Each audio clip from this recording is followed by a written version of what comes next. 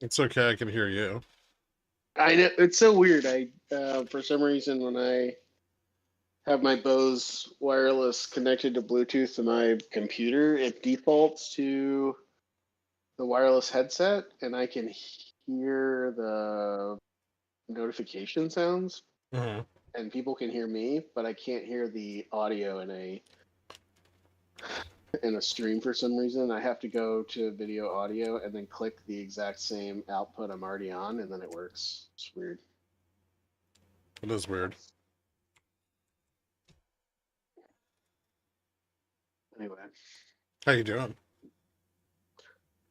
well, as good as I was a few hours ago.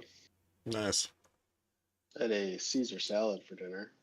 Ooh, with protein in it or just croutons and lettuce? Um, with chicken. Yeah. Nice. Was it the one I from also Costco? no, it was from a local bakery slash Oh, deli. I also put in grape tomatoes since I was feeling fun. I thought it whoa. wouldn't taste horrible, and it was pretty good. Look at you telling everyone you don't like change. God damn it. First technical analysis on the VIX. Next, changing your salads around. Who are you becoming? I Dork? don't know. Speaking of dork. Where's that guy?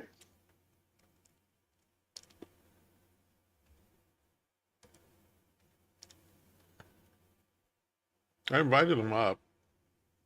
I don't know where he is. Yo. Ah, Jesus Christ. You bastard. Uh, You know exactly What's what going you on? did there.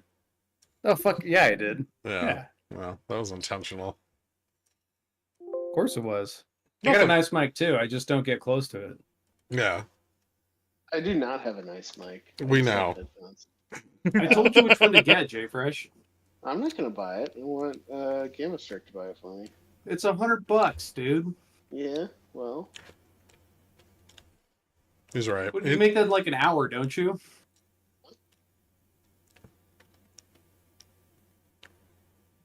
wait. You think how much do I make an hour? Do you think I only make $100 an hour? How do you convert salary to hourly? We divide your Yearly salary by the number of hours you work.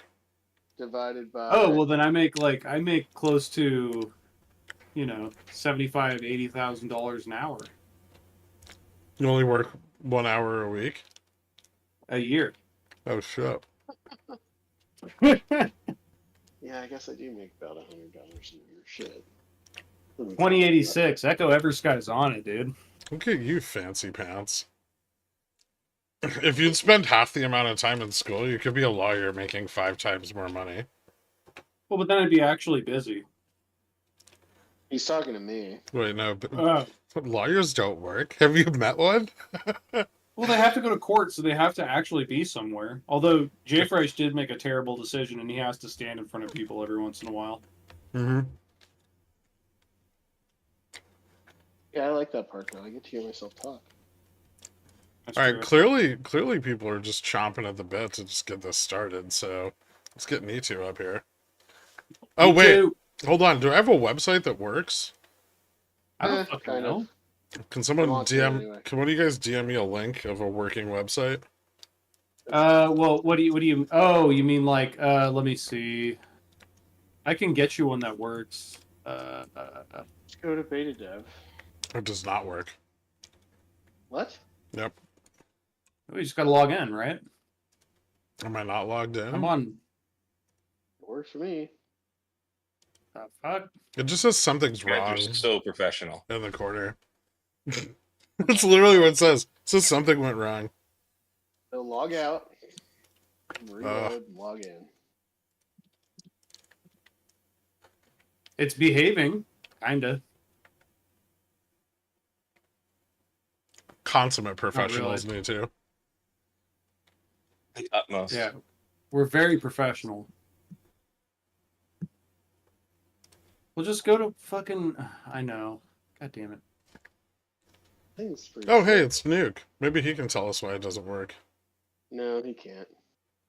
Hey, That Nuke. was pretty close. Hello. Our websites don't work. Yeah. Well, No pressure. How's your day going? just pretty good. Been up since 4:30 for the usual. So Nice. that's fun. Just hold It shift fucking at sucks. F5, refresh, log out, get back in. Probably something in the cache somewhere. Makes sense. Log. We're launching it tonight, no matter what. I like the. Wait, I thought Gherk was the product manager. You guys, everybody has like launch-itis. Ooh, 404. What did I It's a do? beta.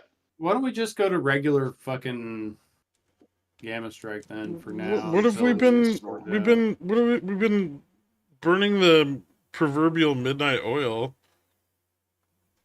Yeah, we fucking have, and then some new icons needed to be added, and now everything went to shit. Well, it's not my fault. Your guys' icons look like they were designed by a preschooler, Carl. Is Carl in the call? I Oh, hope no. he is. No, not yet, at least. God damn it. I'll insult him again later. Just someone remind me. Raven or Okay. Abnormal, what's going on is this is a quant roundtable, and we're supposed to talk about the product and conceptual questions about the product, and It's not a round table. It's office hours. It's a fireside chat. Eric, you can go to Thank you, Jay Fresh. non-prod, hold shift, hit refresh, log out, log back in, spin around in 3 circles, and then you should be good. Yeah, tap the Is top this of your is head, this like rub your belly at the beta same time. non-prod? Yeah, beta non-prod. Don't forget to throw salt over your shoulder. Yeah, latest commit hasn't been pushed out to non-prod or prod, so should be what we. Who's in charge of DevOps again? I got to make a Everyone jury knows ticket about this. This is what happens 24/7. So when I refresh, the login pops up, but I don't have time to click it before it disappears again. What? Hold on. Let me go. Okay. Let me. Am I the only one actually trying to use the site besides Nuke? No, I'm sitting here seeing the same thing you are. Oh, okay. I was in the site. I'm I in was. the Well, site. what did How you do I fucking log- break? I didn't break anything. J-Fresh broke it. I logged out and I can still see the site. Okay, something went wrong. So then I go to the home page and I click login, and then it says enter your email address and password. I click login, and Just says welcome user. and then you just click the icon, top left. Oh shit! Oh, there we go. Okay, I got it yeah, to you load. got it. Yeah, so that's the secret key is clicking the Jesus logo. Christ. And that's Good gonna lord, be dude. changed. It's gonna be auto. If you're logged in, it's just gonna I default. was to that. sweating like, oh, how are we gonna fucking show some shit? If we're fucking. That's why All they right, have yeah, the I'm on backup prod, so application. What a fucking mess. PowerPoint Alright. job. Yeah, go ahead, Oh, Nito. fine, I'm gonna let me share this on the stream now Yeah. that it's working. What's up, dude? I'm gonna stand on the shoulders of a giant. Hopefully, I'm not stealing his thunder, but I'm gonna Echo inspired me. He asked some great questions the last couple of times. The wheel and whatnot. Mhm. What would using GammaStrike within a PMCC strategy look like? Fairly Because similar to it'd be- using it as a covered call strategy, but would be more beneficial if you wanted to long the underlying as well. So if you want to go, I mean, because bear spreads are not an inherently bullish position, but a covered call is because of the underlying exposure. So when you're doing a PMCC, you're kind of trying to synthetically replace the underlying exposure and also hedge off your ability to sell naked calls, right? So at a lower cost, because even if you're buying the in the money option, you're probably only paying like 20% per share versus paying 100% of each share price.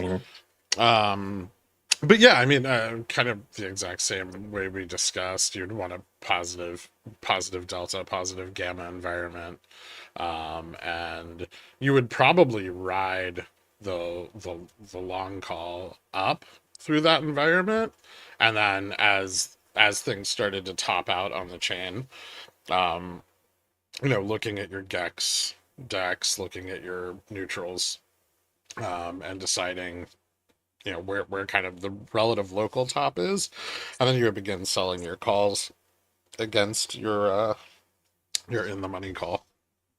But very similar to how you would sell bear spreads or how you would sell covered calls using the same tools. Yeah, I mean it's important to sort of because when you're talking about PMCCs, covered calls, those things, in essence they're still directional bets, right? And they're more broad in that you're saying, instead of saying it's going to go above or below this price, you're saying it's not going to go above or below this price. And in that sense, right, you could still use the neutrals to extrapolate a little bit of that sort of, is it going to go above this price? Right. It's the same concepts in that regard. Yeah, I mean, Right. you can also use it for risk management. Yeah.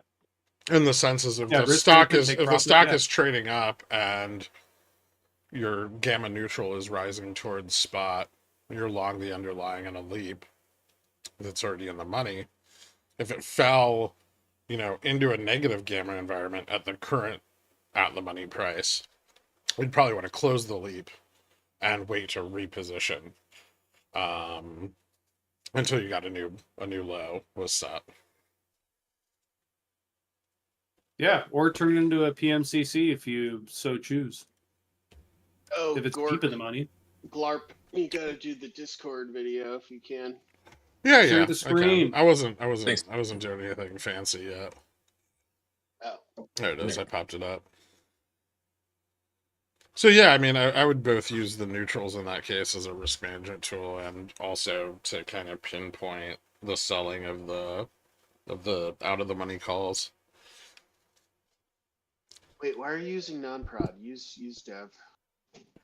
Because dev won't Dev work. formatting's jacked up. It works. Look, well, It's okay. Never mind. let's use what works. I can try, but it's probably not going to work again. Hold on. I've got to stop sharing my screen in two places. You know what, JFresh, you should do. You should use AI to generate videos, beforehand. So we have this all staged up, and you can have lots of agents and tokens. Yeah. Why don't we have If it cool costs- AI videos? Like, if it costs Microsoft a lot of money, I'm down. Yeah, I'm down for. Well, now we have to blow through Microsoft credits. Microsoft gives away so much free compute. They do. It's amazing. It's insane. yeah, none of the beta, You know what? It's great. None of the we're beta being pages work at all. we're being subsidized by Microsoft. It's great. For now. Not for now. No. Yeah, for now. Not for long. We'll see.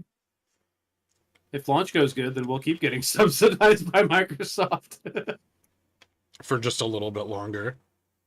Yeah, for another a year or whatever. And then they will slowly bend us over and take us. Well, no, yeah. Well, hopefully by that point we're making enough money that who cares? We'll see. Anyway, That's the goal, right? is that it? Were there any more questions? Oh yeah, no, just trying to add more fodder for you guys to put something together, Appreciate it. educational wise. No. Yeah, for sure. When GammaStrike crypto coin, Duke's working on guess it I'll now. will we need more money? I don't know. And we Well, don't have put a it- product. Put it in my. Yeah, hand. when we decide that the company is hopeless, we're gonna do a cryptocurrency.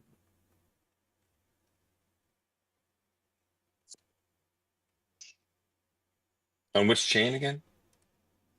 Yes, that one. Yeah. Okay. Thanks, Yeah, Mark. the crypto chain. All right, I'll step down. Someone else asked a brilliant question. Where? Ooh, there's a dork coin? No way. Dude, there's a dork coin. Yeah, we already know what you're doing. All right, man.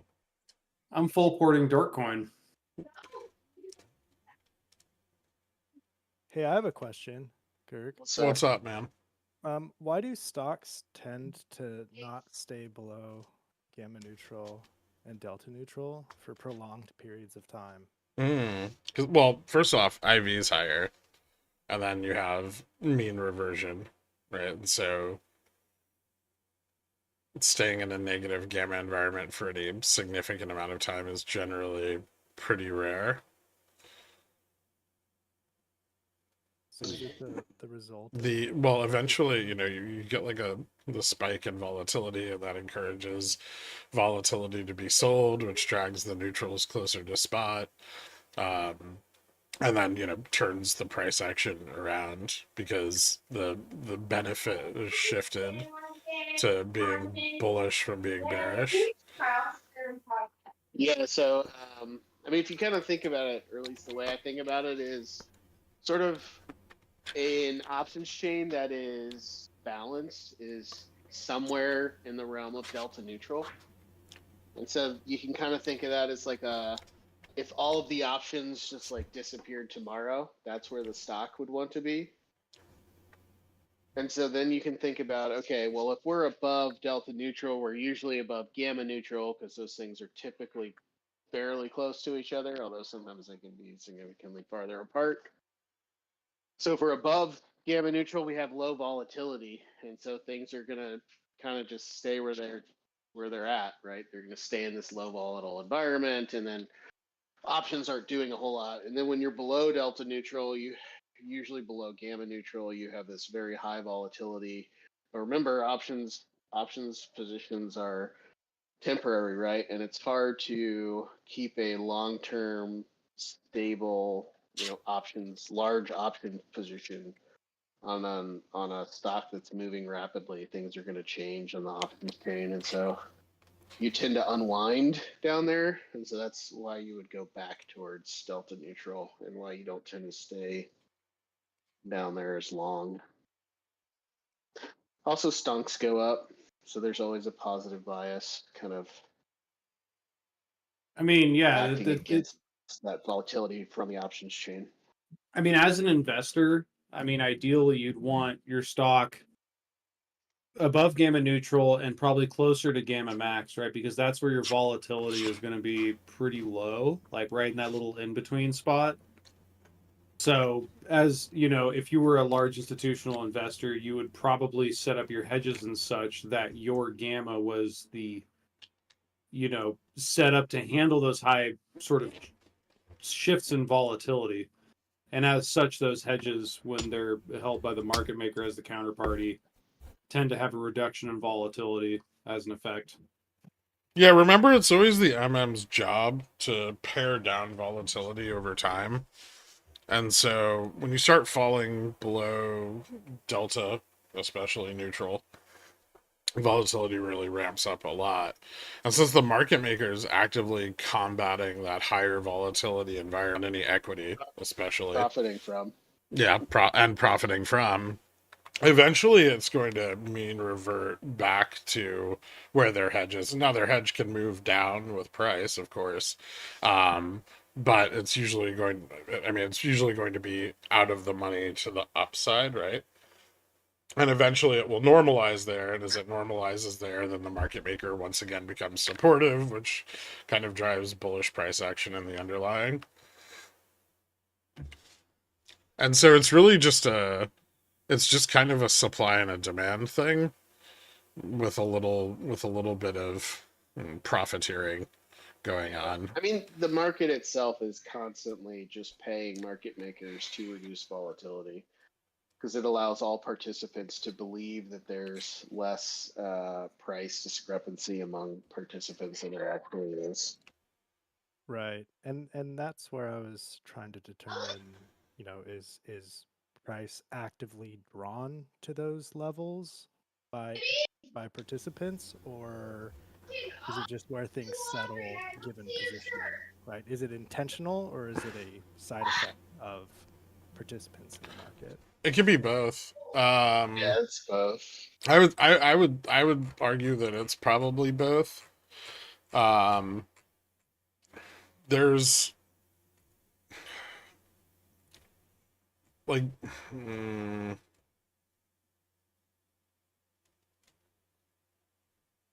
me try to think of a way to say this. In an environment with like lots of random particles, they'll start to cluster. That's how you get like soot in the air, right?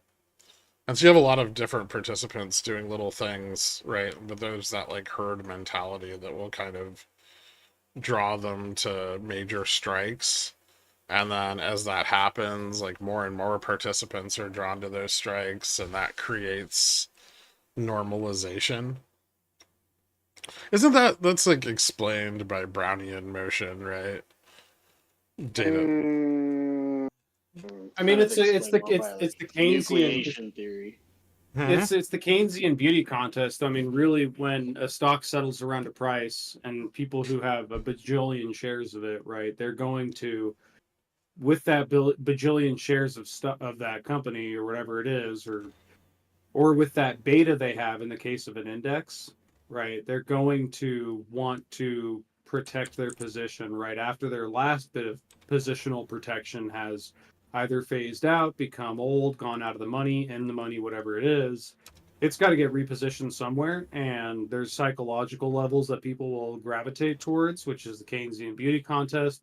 And then there's also other levels that have to do with some weird complex derivative that is you know, attached to their beta of their portfolio. And but you're right, it is almost like a nucleation, and that's why a lot of options tend to be near the money or at these very like particular strikes, right? It's either a popularity thing or it's because a large institutional investor is trying to hedge a position in a very specific way. Yeah, I mean, yeah, it's just a little bit of both. MP, we've had you up here for 15 minutes without saying anything. How you doing, man? I'm doing good. How y'all doing? Doing all right. Cool. So, my question is about selling iron condors like 30 DTE. So, how can GammaStrike help in deciding when to hedge a position that's going against you? Like, say it starts to kind of move against one of your short legs, like 15 days out. You think it might be fine by the 30-day mark, but like, I guess how can you be more informed about hedging it off in a kind of responsible way? Well, okay, so I mean, condors are, for those of you who aren't very experienced with them, they're kind of like a fixed risk, short strangle. Basically, you're, betting that the stock will stay within a given range for a given period of time. Um, Generally, I don't sell condors in a negative gamma environment. They tend to not perform well with increases in implied volatility. I will sell them in a positive gamma environment, and I will pretty pretty heavily use like gamma neutral on the SPXW. Like I really don't sell them anywhere else. I mean, you can, but I use gamma neutral almost all the time on SPXW to determine where I need to start picking up hedges for the downside position. And then depending on how far away from gamma neutral I am at the time, because gamma neutral rises relative to the move up and spot over time. And so when you place the position, sometimes gamma neutral is moved much higher by the time you're nearing the expiration of that position. What I'll usually do is like I'll either begin hedging or begin profit taking on any like retests of GN. And then, on the call side, I'm usually selling out above Gamma Max or at least like Vega neutral, if I'm feeling real spicy. And then, so I'm not really worried about like the upside leg. I don't want people to rely on this data that much, but on indexes, I mean, Vega neutral and Gamma Max tend to present a fairly hard upside cap to price action. They are not frequently, if ever, breached. SPXW sometimes a little, but SPX basically never. There's simply no like demand for a market in those ranges. So I don't think I've hedged. There's no demand for a volatility like short in those ranges. Yeah, so I don't think I mean, this makes our product maybe sound too good, but I don't think I've hedged like a call position, like a call spread on SPX and a condor for like the last 3 years.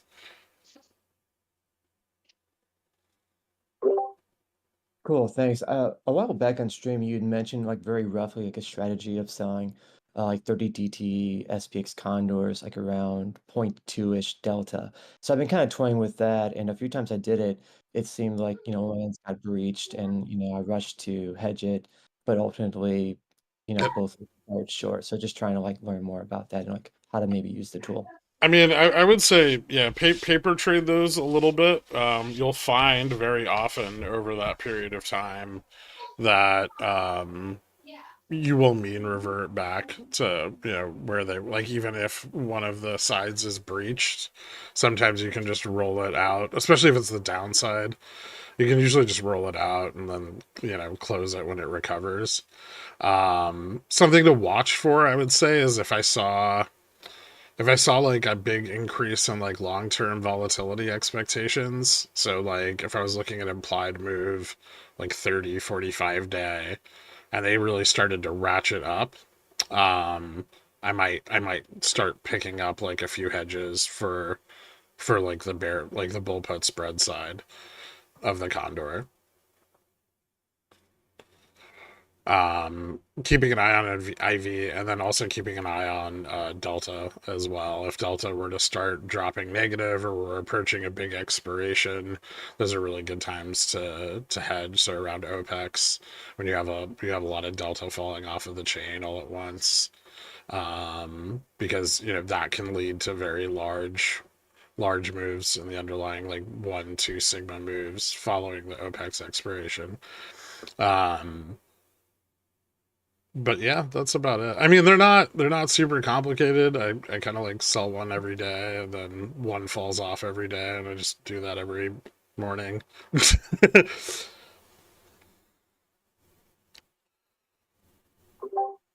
Cool, thanks, appreciate it. I think that's probably the income strat that kind of interests me the most at the moment. I know this is too high right now for it, but just in the future, just trying to practice and learn a bit more for that one. Yeah, no, it's I really mean, good. Apple's another great stock for those. And when you're better capitalized, the yields pick up because you can start selling naked out of the money calls and puts. And so yeah, it scales really well. It's not a ton of management. You just need to know roughly how you're positioned at any given time, and if you're starting to like breach the lower end, you can just buy calls to hedge it, or you can close your short side of the leg and let the long leg run. So it's pretty easy to dynamically hedge, and then it's generally a pretty simple strat. The yields aren't insane, but they're good for income. I think Gert touched on a good aspect to add to this too, right? Like the neutrals are important, but yeah, the forward volatility definitely something to keep an eye on as you're determining whether or not to open that condor position. Because if you have a 30-day condor, if IV 30 or IV 60 is elevated relative to the shorter time frames, then yeah, it's something to take note of in that position. Because you may want to adjust your delta a little further down, right? If volatility is elevated, but you want to keep making that income, you may have to sacrifice a little bit of yield for that extra bit of safety if volatility is higher. Even in the case of like a roll scenario, it might be important to check that out. You can also look at your where IV is relative to historic vol. Like right now, IV is very high relative to historic vol, which means in the future, it's likely that IV is going to come down and historic vol is going to move up. because this is advantageous to short volatility here, because volatility reverts very consistently to lower levels, and so that's kind of what Dork's talking about, looking for is like looking to see, you can look at your like 60 or 90-day IV. They're both kind of up a bit, right? And they're both up way over historic vol. And so this could be like a really good opportunity on the bull put side of a spread. And obviously there's a lot of macro stuff right now that could endanger that. But you know, uh, for the most part, over time, volatility is going to come, like implied volatility is going to come back down towards, that like 13, 14 at the money average. Well put. Yeah, that's pretty much what I was going for. And you can see in the July time frame on your chart kind of exactly what you were describing, right? And so on some level, right, historic volatility might rise to meet IV like in a rough sense, but right, that's because options are primarily a tool for protecting your investments.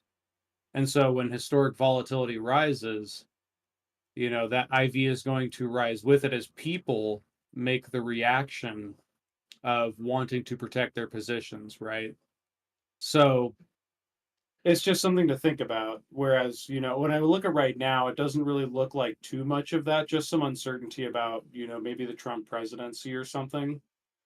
But once historic volatility starts to rise, right, that is more of like the note to yourself, like for a condor position, especially, that you do need to be more active in the position than if, say, historic volatility was lower and Ivy was elevated for, say, some sort of social issue, right?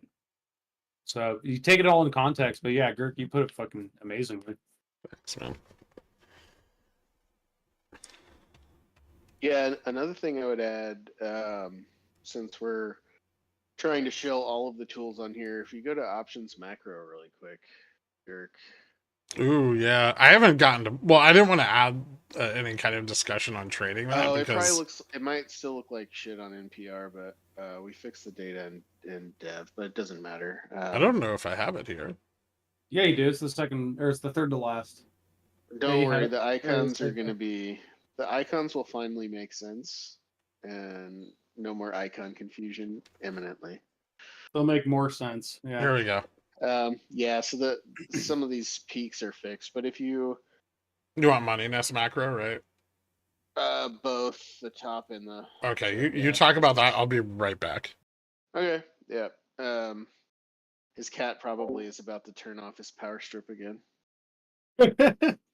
We should talk about that in depth at some point, but I'll save that for when he's back. But anyway, so if you look at the options macro, there's a lot of information here, but basically what we're doing is we're tracking on the top left the contract values of the entire market for both calls in blue, puts in salmon, and total, adding both calls and puts in what would you call this? Teal.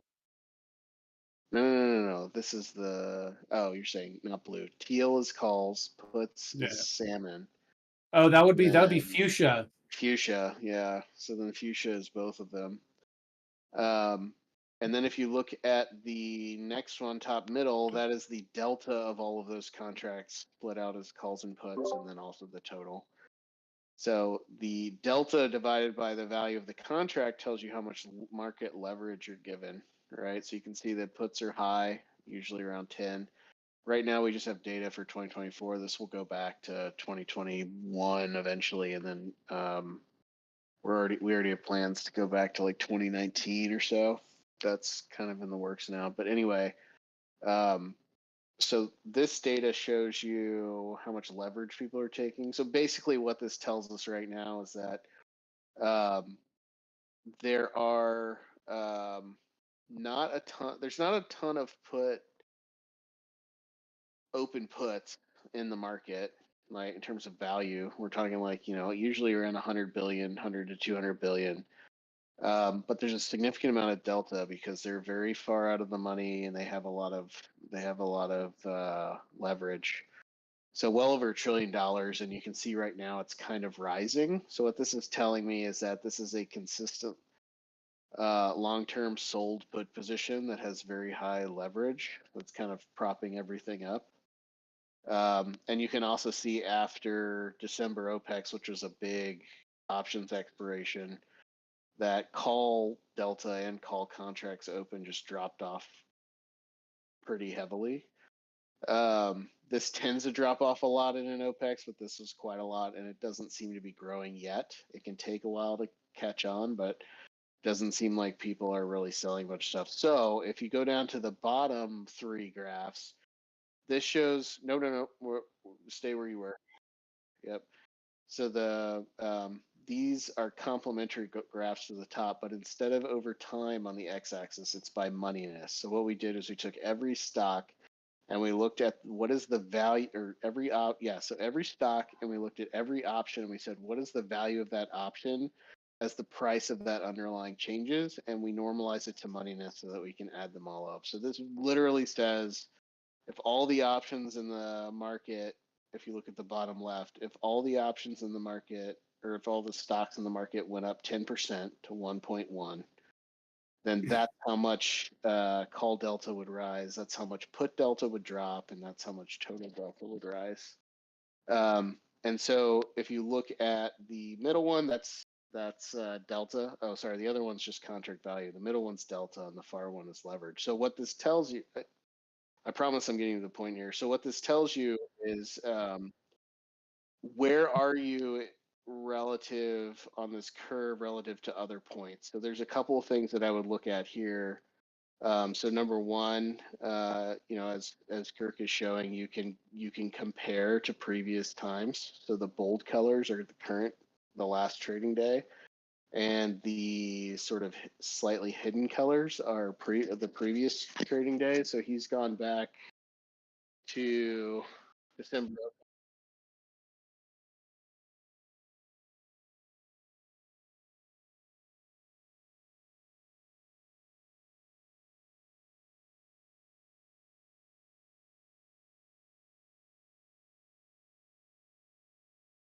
Yeah, so what you can see is, so say you got in at 12.19 and maybe you sold that iron condor, I don't know.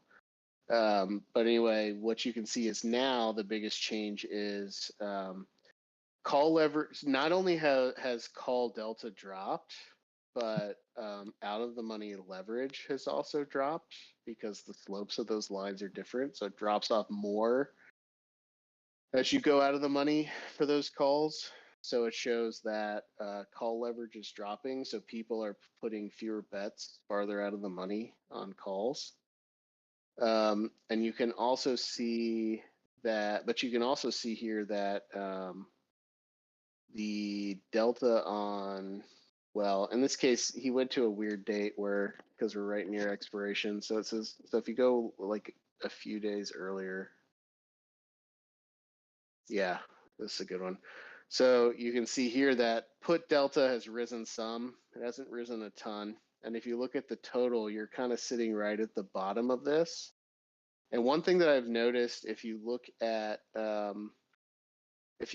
dips in the market that end up being controlled, so basically the short puts basically get a hold of it and flip it around, we never really go too far away from that bottom point on the delta here. And this can be accentuated on the leverage chart at the bottom right. So if you look at the salmon leverage chart on the bottom right, where you see the leverage for puts goes from like 3 all the way up to almost 11, and then it drops down a little bit and then goes up again. That maximum point tends to be where they start to defend, because what this shows is this is the point where their position is the most sensitive to changes in moneyness. And if they start dropping a little bit, then they start going in the money, right? The leverage starts dropping again, which tells you that those puts are now going in the money. So generally, when you start getting to that point, you start thinking, okay, if the sold puts are going to control this and flip it around, this is where it's going to happen. If they lose it, right, then it can become chaos, and then you wait for this to reposition and figure out where the next maximum is going to be. I don't actually know if we've even really seen that. I mean, we got pretty close, I think, in August, but they tend to always just like get it to pop around, and then it just like zooms right back up because all of that positioning still has to be hedged. Yeah, I mean it's kind of like the Yeah, so we got Fresh pretty just close. Yeah, we kind of got to the same. So what this is telling me right now, so like if you had, let's say you're sitting on some short iron condors that you had sold, right? And maybe you're sweating a little bit on your sold put position, but you have another 20 days. I would say there's a good likelihood that those will go back out of the money, simply because of this dynamic. If they get a hold of it, right, they'll go back out. If they don't get a hold of it, then you're screwed on that leg. But that's kind of like how I would look at all this. Would be like, hey, yeah, I'm sweating this a little bit. Maybe I need to watch it. I mean, futures right now, last time I checked, aren't looking super great. So maybe if something starts getting away, you can start to actively manage that leg. But and maybe I'm showing my hand a little bit too much, my prediction hand. But I don't think we're gonna go that much slower unless something breaks, which could happen.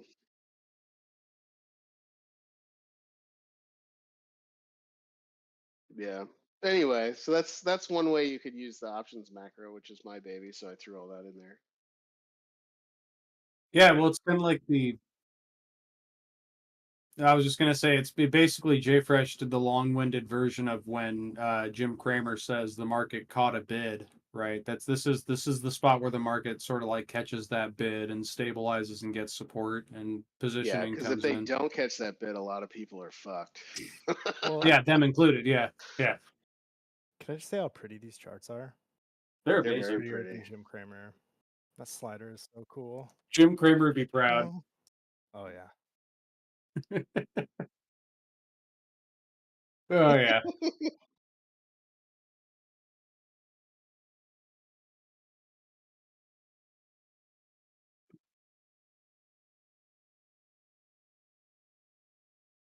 kinda.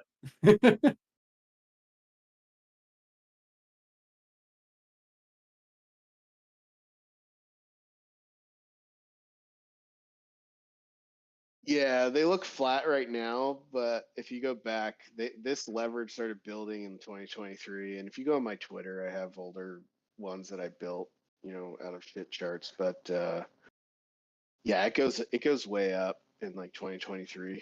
Like you think like even in 2022 when we had that crazy volatility, leverage was like 4.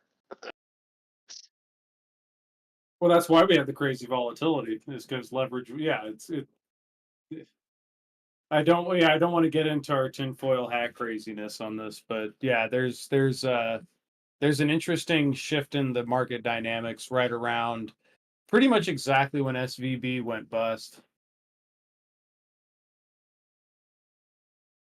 The Fed Yeah. started bailing everything out, and yeah, the yields, the move index went crazy, and all kinds of stuff. Yeah, this is a cool feature. I like it.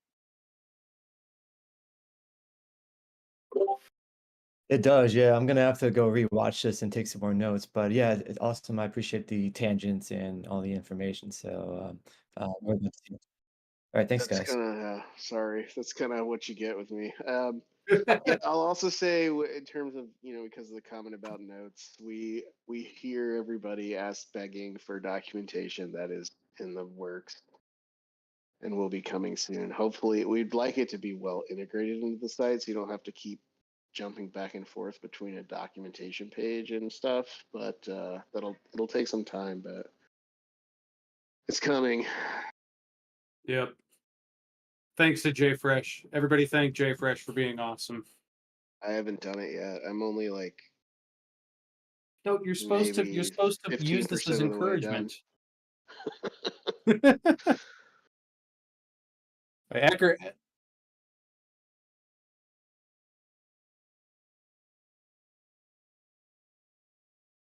Yeah, it's not effective for any of us. You I see, know. Gherkin, it's because we're in a public setting, and so I want everyone to think that we're like this, really encouraging organization.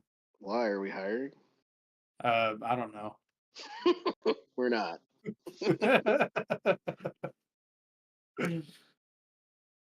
Yeah, that was a good question though, and it did give us a lot of firepower for showing off all the features. Because iron condors are a huge yield strategy that a lot of day traders and not day traders but professional traders use to scrape yield off their big piggy bank.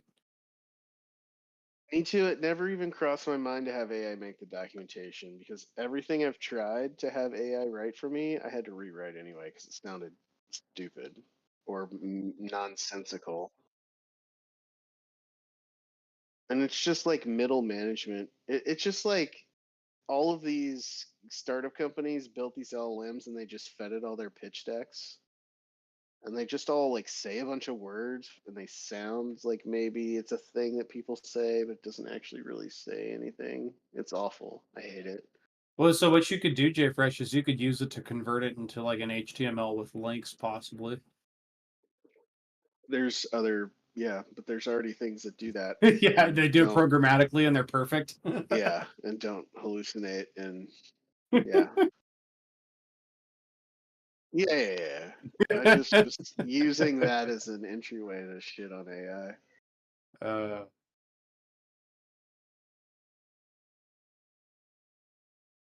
Yeah, give us a little bit here.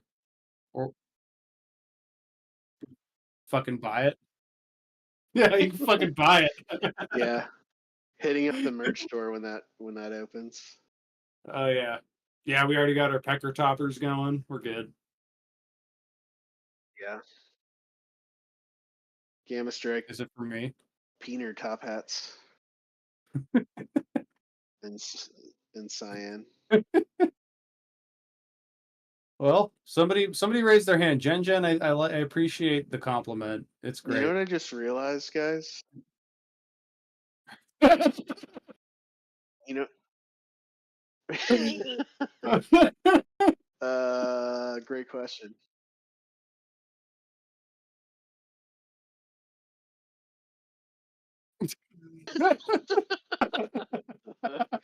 Oh I will God. just say it just occurred to me as I'm trying to change the subject here that the cyan and salmon colors that we chose for the website are the pretty close to the colors of the tuxedos in Dumb and Dumber.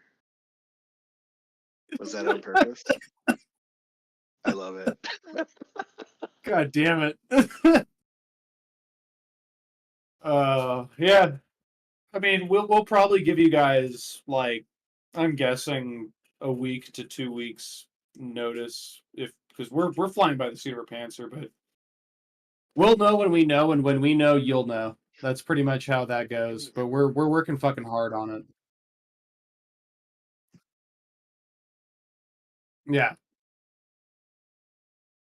Yeah, we will keep you guys posted. We are working hard on it. We're trying to get this thing out as soon as humanly possible. So once we're ready, we will let you guys know, and everyone get hyped as fuck. I'm hyped already just looking at this product on Gherk's screen. It looks amazing.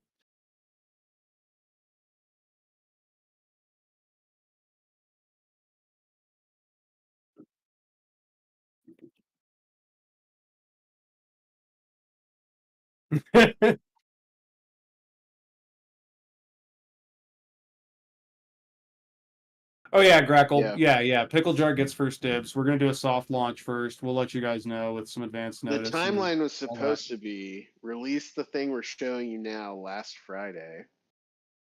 So we're right on track, guys. We're good. Which got moved to tonight. That's the goal. Which I don't know now. I think we could probably pull it off. I mean, I managed to squeeze in, but yeah, Nuke, you got any input? Yeah. Tell us Depending how on if many we can nut get hairs the away. commits out and tested. There was a formatting issue that went out with the latest commit, so that hasn't been deployed to prod yet. So I would say it's not ready until that is done. It's going to be a pain in the ass for everyone. They're just going to say, why does this look shitty? So I would say, yeah, I think that would be good. It would be nice to have, like, go for that Monday morning and have live data functional and ready for that, so you can start the week with big fat losses, and then Love it. try to climb your way back after that. Woo! So yeah.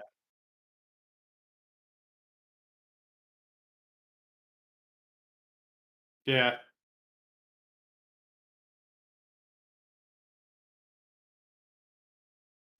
Yeah, thank you guys. Yeah, but just the rest of the timeline, the aggressive one that we were hoping to do, and I'll keep cracking the whip. We would like to open it to billionaires by the end of Jan, and then open it to the world by the end of Feb. But we're already a week behind. Oh yeah. What, 3 weeks later or whatever? No, a month and 3 weeks.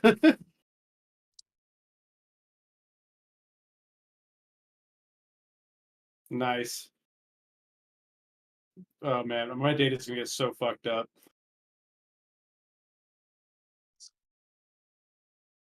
What's up, Nate? I'm Yeah, here. Hey. Okay. I had a couple more questions.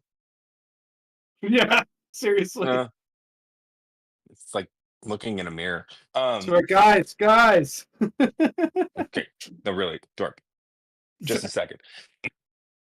So okay. So a lot of the strategies, like, like MP and Echo and stuff, like the kind of the answer has been like you've kind of consistently been giving, like, you look in the neutrals, are you in a positive gamma environment, and then, if X then Y and then A and then B. What about when we're in a negative delta environment? What kind of strategies would would you know I don't want to say recommend, because then you'll say no, but for lack of a better term, recommend.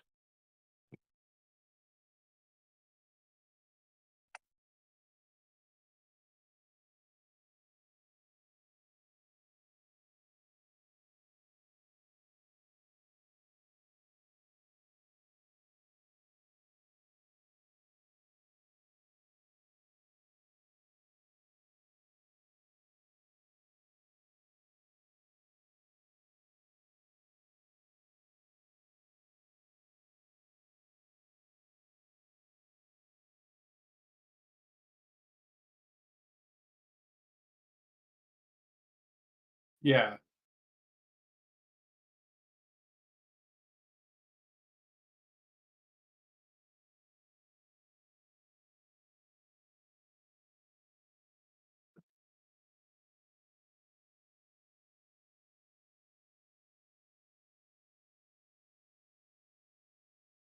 Or DCA and chill, yeah.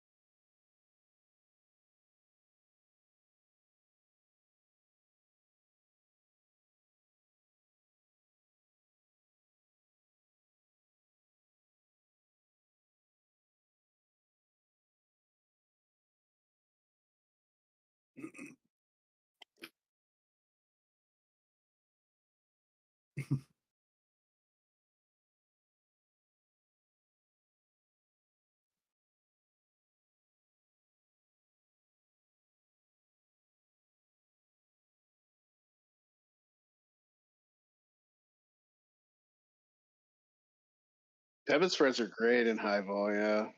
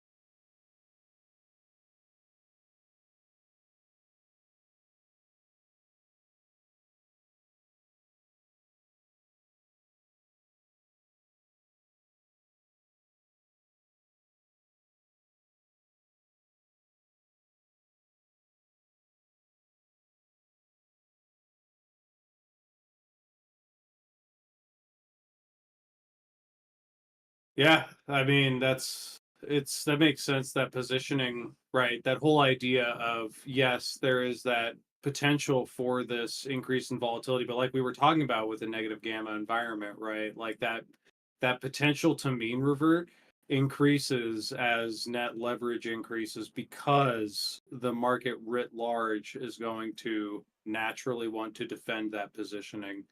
Nitu had to drop because it was dinner time, but I hope if he is listening, I hope that answered his question. Apparently, I was muted on YouTube the whole time. Nice, nice, So yeah. Uh, well, just really quickly go over that again, but in 5 seconds with one sentence. you can hedge your upside exposure with out of the money debit spreads, bullish debit spreads, while trying to play the downside with bearish debit spreads. Time's up. Ding, ding, ding. Nice. Yeah. Stocks go Yeah, up. cool. Stocks. You know what, JFresh? I hate to agree with you, but I agree with you. Is mean reversion usually DNGN or the forward-looking implied move?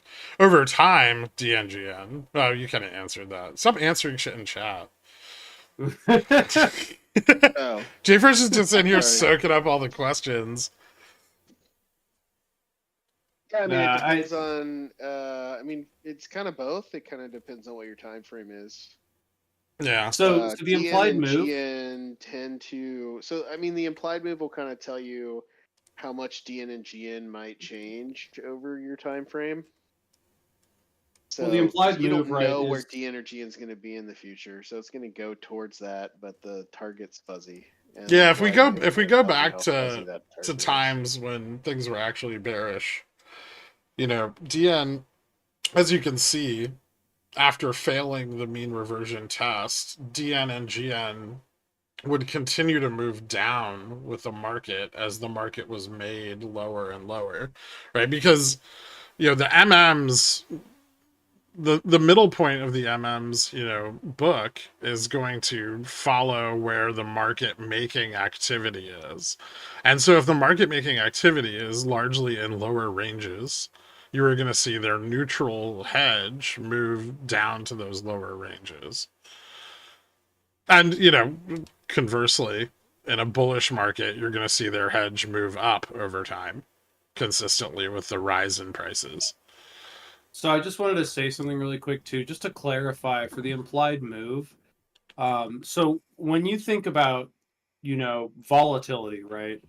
Historic volatility, those sorts of things, what you're really looking at with things like historic volatility is, imagine if you took all of the stock price returns and you put them on a distribution, and then you said this is one standard deviation, and then implied volatility basically magically falls out of that. So when you look at an implied move, what you're really looking at is what the market expects is a 68.5% probability range for the stock or index. That's right around one standard deviation, right? So that implied move tells you the expected band of price action in those windows. Just wanted to, because like I imagine, I don't know, I haven't really heard much about it, but it's probably because it's just a thing. But that implied move, yeah, that's really what it is an expected probability range. So if you doubled it, right? Actually, I don't know if that works, but if you doubled it, I think you would get the, what is it, like 5% probability range? Or not, sorry, 95% probability range would be double that implied move. Just to give you an idea of what it really means is just, yeah, the market has created its own imaginary distribution and said, this is where we think that things will end up. Yeah, so that mean reversion, if you're having a hard time understanding where that mean reversion is likely to be on an index, it's very, very likely to be DN and GN. Even in August, when it looked like things were just falling off the face of the planet. And it took us a while, but if you look, over the course of 7 trading sessions, snapped right back. And gamma neutral moved down pretty substantially, but we still pushed right back into it. And so we're giving you a nightly update of where that level is going to be.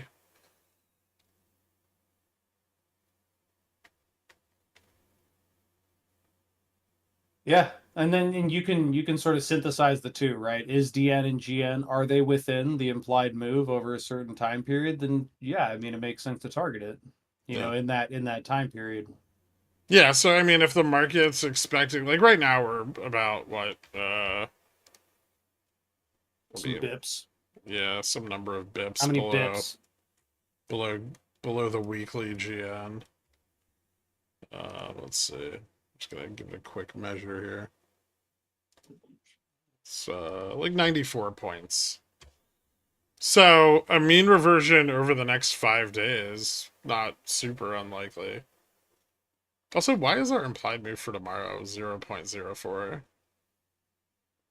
Because it's one day and you're on SPXW Yeah, okay, so it's and fucked up. weird shit. Yeah, just say it's fucked up. Okay, yeah. Dude, don't make me badmouth my own data, bro. Because it's non-prod. We'll say because it's non-prod. Yeah, we'll just Nuke has the right idea. Not my first rodeo. Genius. All right, more questions. Someone raise your hand.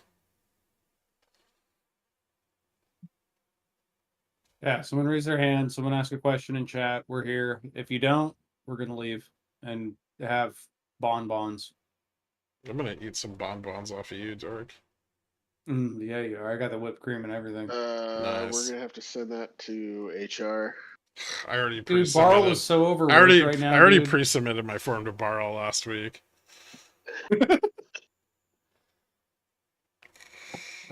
Hey, Carl's here, by the way. We could make fun of his icons now. Could you explain how price wants to behave towards areas of gamma inflection and how I could use Greek Spice Strike to determine that?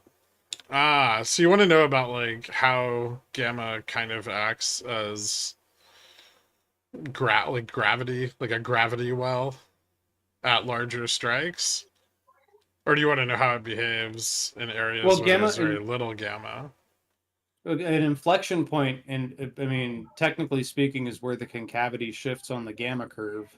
Yeah. I mean, you just look at the gamma curve and see, oh, where's it start turning down? Where's it start turning up? Right. And then right in that middle point is the inflection. Right. But it's really also the point of maximum speed. Right. So how price wants to behave in that area is volatile. Because gamma is changing very rapidly at that point. Apple's on one right now. I don't even want to use that. Yeah, Apple's been kind of spicy. I was looking at that earlier. It was looking nice for something. I don't know what, but something. It's getting some light downgrades. Yeah, downgrade light. I mean, you want to use Greek Spice Strike to determine that? I mean, how does speed? I guess you would look at high concentrations of gamma. How does speed and charm interact? They don't. Nobody knows. Maybe you're thinking more color. Yeah, so speed is the rate of change of gamma with respect to price. So it's like if you imagine, delta as your sort of like where your location in space. If you slam the gas pedal, that feeling you get when you get pushed against the chair, that's what speed is. Gamma is how fast you're going. So, and delta is how much distance you traveled. Something kind like of, that. Or how much distance you're expected to travel. I only thought about this. This is a terrible analogy. One step. Yeah, okay? I see that. Fuck off, dude. Okay, speed and charm. So speed and charm don't really interact necessarily. Yeah, you would want to be looking more at. Only financial people would call an acceleration of speed. That's true, but I would be more interested perhaps in how charm and gamma interact. That's a more interesting relationship. Yeah, and so charm is just delta decay. Charm and color. Delta. Change in delta over time. So they're kind of orthogonal pathways. Well, does everybody here know what orthogonal means? No. He means right angle. Yeah, they go in different directions. They don't really cross paths. Yeah, that's what I was Um, thinking. Charm and Gamma would be a little bit better. You'll say Yeah. yes after we defined it.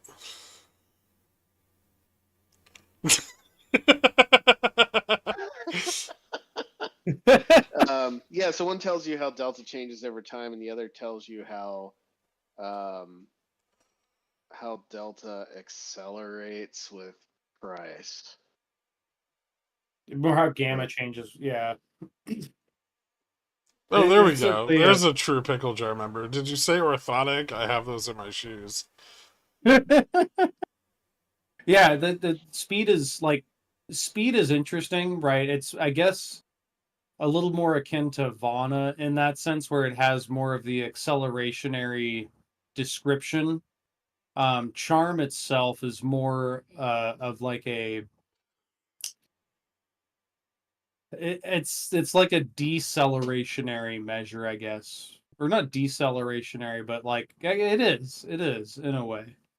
It's a it's How a is it's delta a going to it's a reduce? consistent decay. I mean, Yeah, well, it's not. there's It's a pretty cool relationship between color and charm.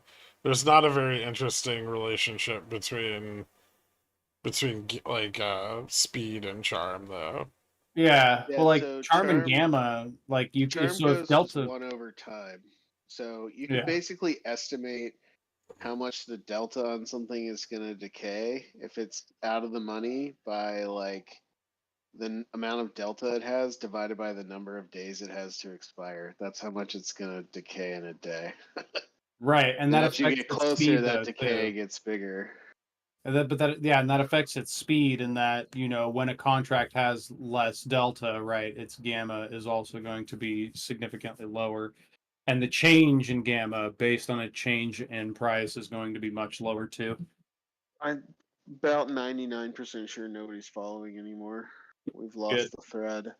It's a third derivative. What terminology do you have inside of GammaStrike that they have never used on CNBC before, but they won't shut up about after GammaStrike launches? Gamma Oh, titties. the Or neutrals, dude. gamma Yeah, titties. Gamma Or gamma titties. titties, yeah. Yeah, probably the Titties neutrals. are best titties. I can't Yeah, wait to hear Kramer be yeah. like, "Well, the market maker is gamma negative here, and so this is likely Yeah, to it's below continue GM. down." This is a buy, guys. None of them are ever going to see our website. Hopefully not, but they might. I think they're all going to say the meatball. I figured neutrals were a term the MM used. Well, no, the MMs have a different way of doing what we're trying to do. So the MMs have their own book, right? So they have absolute knowledge of whatever part of the market they're making. Like, I don't want to get real deep into like MM structure and how markets are made because it's not really pertinent to you guys. But suffice to say, different MMs will create different markets in different ranges. So you'll have MMs that make markets like 0.2 delta to 0.1 delta, and you'll have MMs that only make markets at like 0.1 delta all out to like nothing. And you'll have the majority of the big MMs are going to make all of the market at spot. And so the big MMs especially have a very good insight into local price dynamics because they're mostly their contracts. They have bought and sold all of those contracts. They have absolute knowledge of that part of the chain. But every 10 minutes, they get a report from SIBO that gives them absolute knowledge of all the other MM's positions as well, because it wouldn't benefit CBOE to have a bunch of MMs just skewing off on their hedge for 30, 45 minutes of the day and then be like, oh shit, nothing's positioned where we thought it was.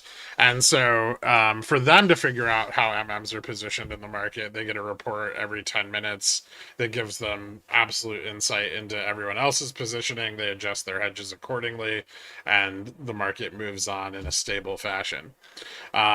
What we're doing is we're taking the aggregate of all of the MMs and we're giving you insight into where they are, where their position concentration is neutral, effectively. Yeah. Yeah.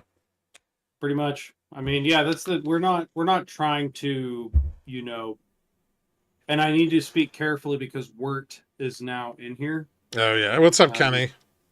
Yeah, Ken Griffin is in here, but we're not necessarily trying to create some sort of, I mean, it'd be great if we could have a market maker book, but trying to recreate their book is impossible. All we can look at is aggregates. And so that's what we're providing. Well, fuck it's outta not here, Bert. possible. No, but it's hard to, the assumptions you have to make, right, get more and more tenuous. Sure. So yeah, I mean, we just assume, right? Like, I mean, the general stock investor has a lot of stock. They buy puts to protect it, and then we kind of go from there. Maple says, thanks to the financial advice, guys. I'm not a No licensed problem. financial advisor. Are you guys licensed financial advisors? I am not a fiduciary, which means that none of this constitutes financial advice. Oh shit. What about you, Jay Fresh? No. Nuke? I'm not certified at all. I have a PhD, Yeah. which is worthless. I mean, I'm Not pretty sure. Yeah, Nuke's, I here though. Nuke's a certified autistic. I thought that because none of us are registered fiduciaries, that none of this would be considered financial advice. Yeah, risk that's nepotism. actually true. Yeah.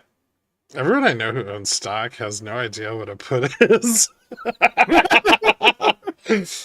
Well, they don't own enough stock. That's the problem. Who did the FA paperwork at Fidelity the other day? I was going to show you guys how to get a job as a financial advisor with Fidelity. Some of you guys don't make very good money. And I like that's like a job that a trained monkey could do. So does it have to do with managing your clients' portfolios while pretending No, you're I'm gonna make it right now and hopefully finish it. Excellent. Baby Mama Fight Club, it is, but only if you can do it in 2 sentences.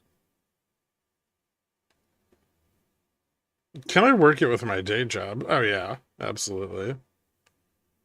I mean, just hitting the buy button on SPY, right? That's all they do. Or sorry, they mix it up between SPY and QQQ. You just tell them derivatives are insurance on stocks. Yeah, that's pretty much it. Leverage insurance. Sure. Yeah. All right, or just describe what a call and a put up. More questions, or we're gonna enjoy the rest of our holiday. Yeah. I mean, I'm sorry, mourn the loss of Jimmy Carter. I mean, I spent most of the day fixing like 2 bugs. I didn't think about Jimmy Carter at all. I feel like a terrible person. Yeah, dead President's Day. No, Pickle Morty has a good question. No, I'm not answering that one. I know what that video is. fuck you, Pickle Morty. You know, Pickle Morty, after 4 years, finally made a bunch of money on Fubo, and now Pickle Morty has a kid. So he's been running around in the real world hugging people without condoms on.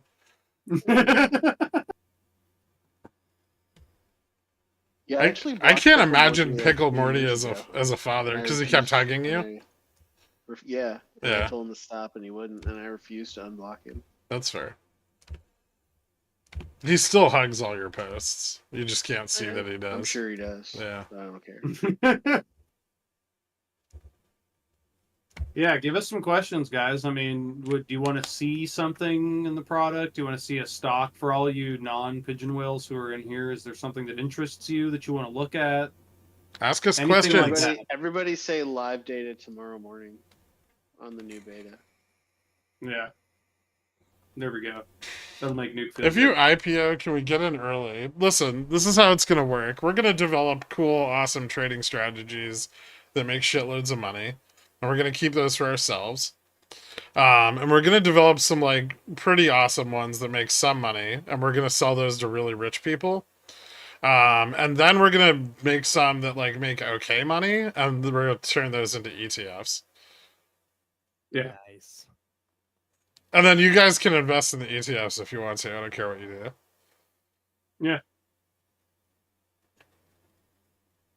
Okay, can I address this tips indicators question from MP? You guys never actually explained the interaction between color and charm. Ooh, we didn't. I got charm and gamma, speed and isn't charm, much. but not the first one. Well, the color and chart. Well, this we glossed over it kind of, but the reality is that they don't really interact. Color and charm? Oh wait, no, color and charm. Oh, Yeah. well, okay. So color is the deceleration of delta. So it's like if charm is Exponential expansion of gamma and the decay of delta. And so you end up with strikes with extraordinarily high gamma and very low delta. yeah, it means they have a lot of color.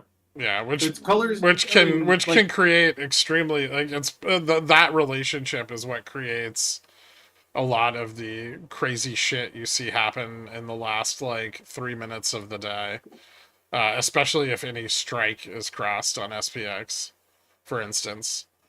So if one strike goes to the money, all of a sudden, all of the delta on that strike has to be hedged. It's got a shitload of gamma, and so that gamma is like moving into the money, and that can accelerate price action up, which causes more delta to be hedged, and so on.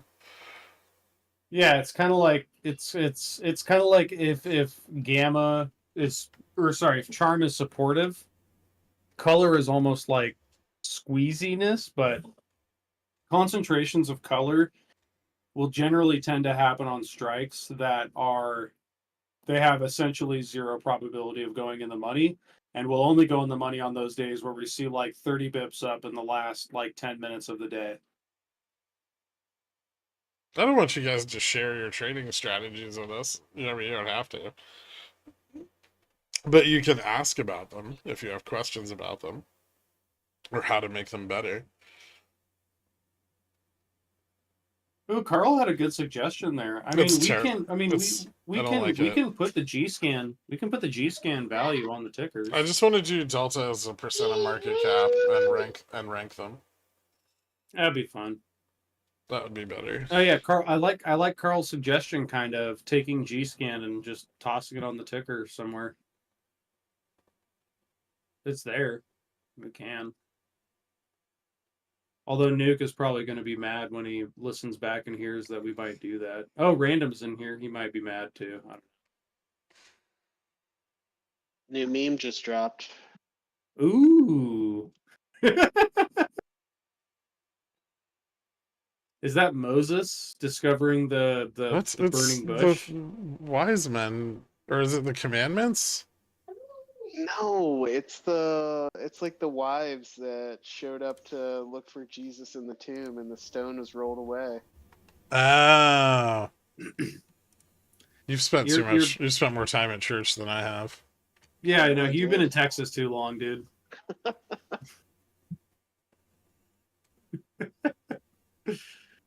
ECC would like to know, how do I make money? Well, first you get a job, and then you spend less of the money than you make, and then you'll end up with more money. It's true.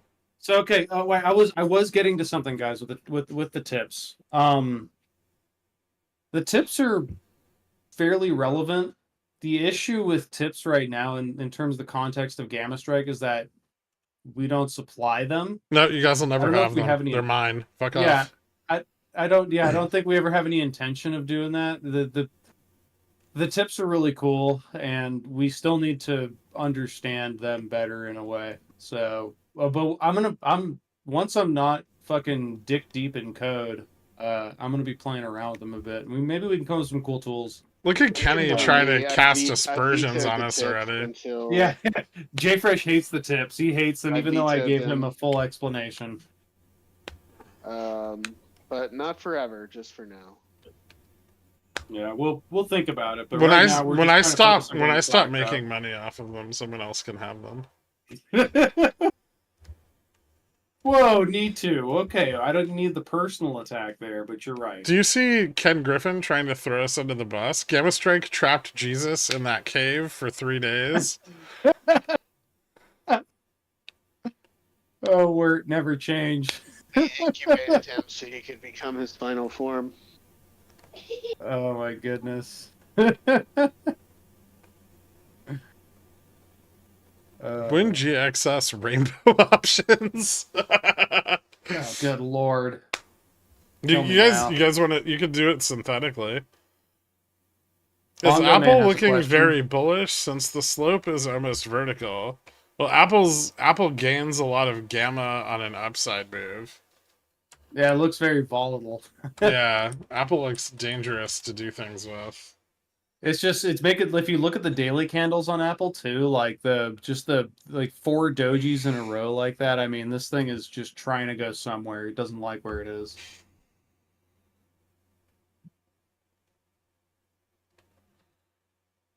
That needs to flatten out. That's crazy. Yeah, that's nuts. I mean, where's the okay? Oh shit, yeah, that's wild. I wonder when's their earnings? Jan Soon. 30th. Okay, so Yeah. maybe everyone's just waiting for earnings and just straddling.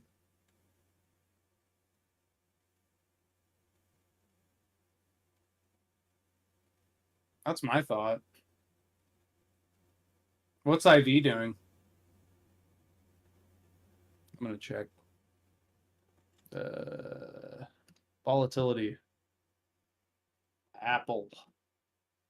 Show me your stuff. Oh yeah, so at the money IV 30 jumped up really hard over the last 4 days. Was it 18? Now at 24.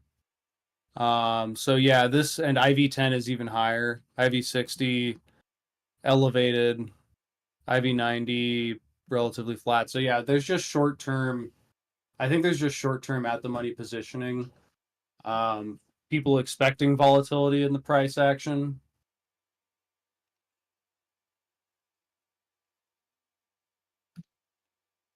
That's where my head's at. I mean, you got to take it into context with the clues we're given. Yeah, Right. gamma on We're given Apple this- almost triples on an upside move to 250. Yeah, there's a ton of at the money positioning, I'm guessing. Yeah. And the thing is that the IV10 is super elevated too, so I'm not exactly sure if it's earnings. It doesn't really seem like it. If IV10 is going up that much, but that may just be a secondary effect of people getting their hedges in place for earnings. Nuke says Or their CES. Oh, CES, that's right. Yeah.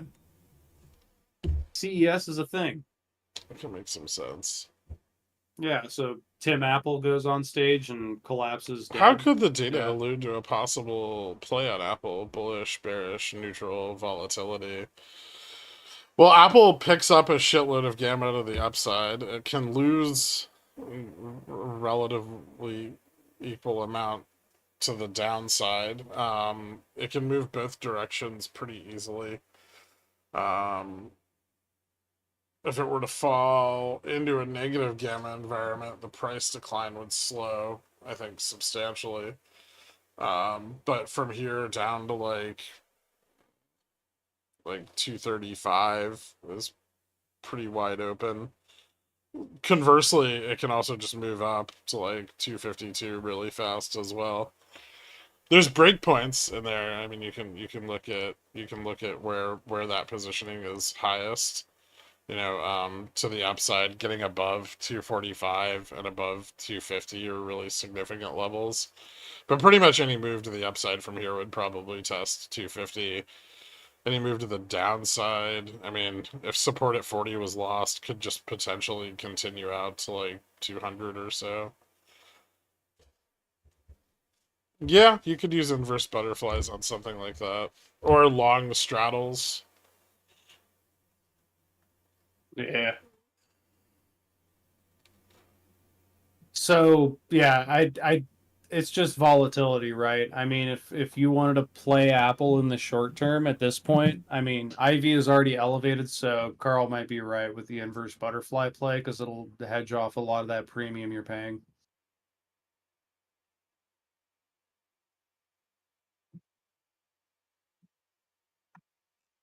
I'm surprised. Wait, someone needs to raise their hand. I like talking Yeah, to people. this is lame. Why are you guys so antisocial? Yeah, talk words. Let's go.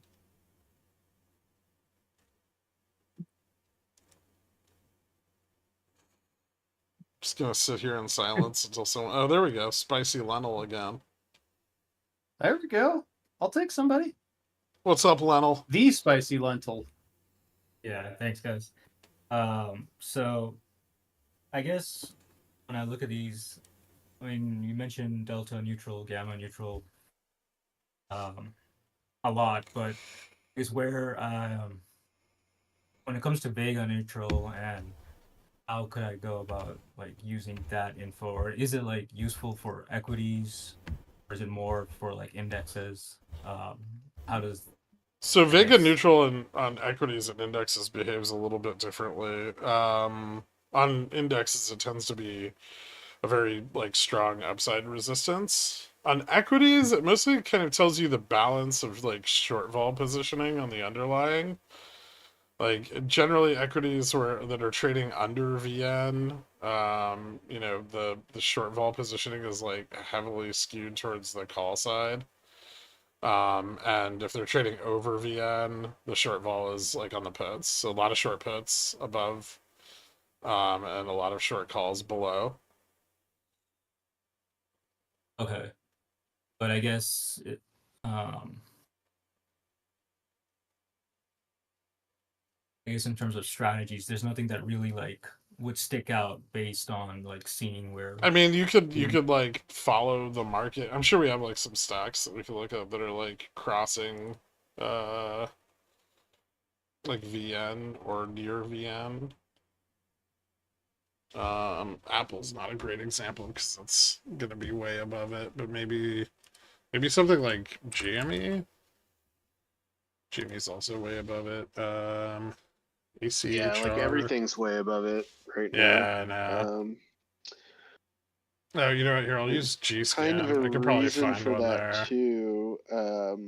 So yeah, so like you said, typically VN is up high on indices and down low on stocks. And that has a lot to do with dispersion trades, which are looking at the spread in the volatility of an index and the corresponding volatility of the basket of the underlying. So what a lot of stocks will do is, or what a lot of folks will do is say, okay, well, the index is mostly just like these 15 stocks or 20 stocks, or if they do it in terms of sectors, they'll be like, well, this sector, the airline transportation sector as well. I just have to buy American Airlines. I don't have to buy the rest of them or United or whatever. So they'll make a small basket of stocks and they'll say, okay, how do these stocks correlate to the index and what are their IVs? And typically there is a spread between the expected IV of the index and the expected IV of the correlated basket of stocks. And you can trade that arbitrage, and that's the dispersion trade. And so typically you'll be short one and long the other. So that's why they're kind of usually opposite. Okay, so okay, so you have Carvana up here. I think it's trading pretty close to Vega. Okay, yeah, so it's pretty close to Vega neutral. So from here, I would like just looking at just all the neutrals right now, it would just seem that there's still more, like, I guess, to the downside is, even though I guess it's bounced back from like the Hindenburg short report, it's Yeah. still like trending towards that. Yeah, but you can kind of get some information with this off of, like the period where VN starts to drift. So like big moves in VN can be important in understanding directionality and the underlying. Like things get significantly more bearish, right, when VN starts to move closer to spot. And they get a lot more bullish as VN pulls away from spot to the downside. And when VN moves up, we get this big sell-off, right? So that shift and like rapid shifts in the short vol position can give you a lot of information. Okay. So you can use it for that as like and I kind of use Gamma Max like that a lot also as like kind of a directionality indicator. Like if Gamma Max is moving away from spot, generally that's pretty bearish. If Gamma Max is moving towards spot, even if spot's really far from Gamma Max, that tends to be pretty bullish. And VN kind of just works the opposite way because it's giving you that kind of that insight into where short vol is positioning. If people are selling a lot of puts, and you see that over the last couple of days on Carvana as it starts to recover, you start to see VN come down. And on an index, you would, in this situation, you would also see VN coming down, but it would be well above spot. But as those people are selling puts, they're building stability here. As it moves above those puts, you're gonna get more bullish price action because that's the positioning supporting the market that you're looking at.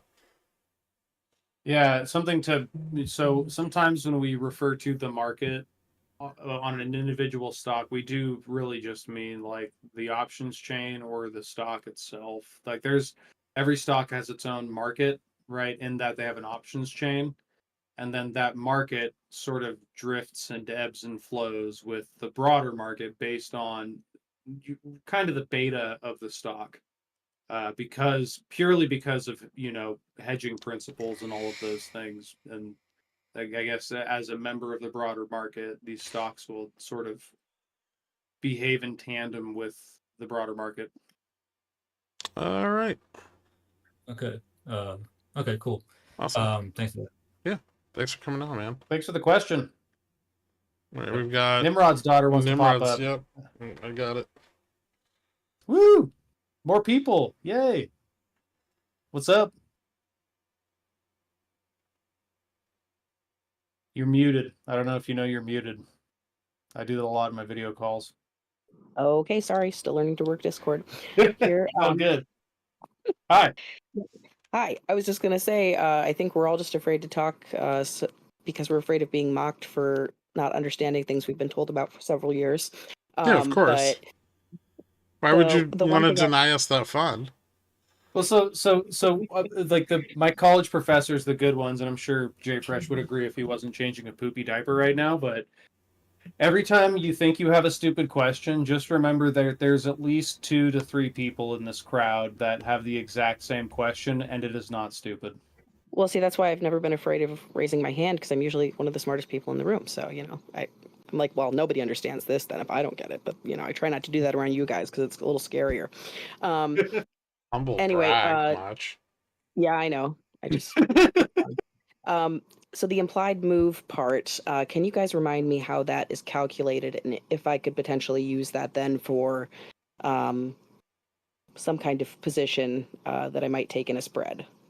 So the implied move it's a really simple calculation, and it is dependent on at the money implied volatility. So the implied move is this is a great time to just say why ours is better than multiplying the add the money straddle by 0.85. Oh yeah, well, our implied move, right, is directly correlated to at the money implied volatility, which we calculate in house. No. So that automatically makes it better than trying to use pricing of a straddle. But news flash: your broker lies to you about the prices of options. A little bit. So the implied move, it's calculated. There's 1.5 million articles on the internet for how to calculate implied move from implied volatility. We are just doing that. It's a very straightforward calculation. You can actually use our at the money IV values to calculate implied moves further out than the ones that we have if you were so inclined.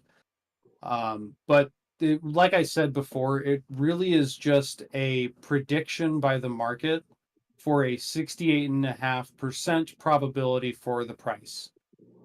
For the returns of the stock, I guess is a better way to put it. So when you see like implied move 5-day, what you're looking at there is the market saying, I believe, like the market in aggregate is saying, I believe that the stock has a 68.5% chance of landing inside these bounds, which are the closing price plus or minus this percent change.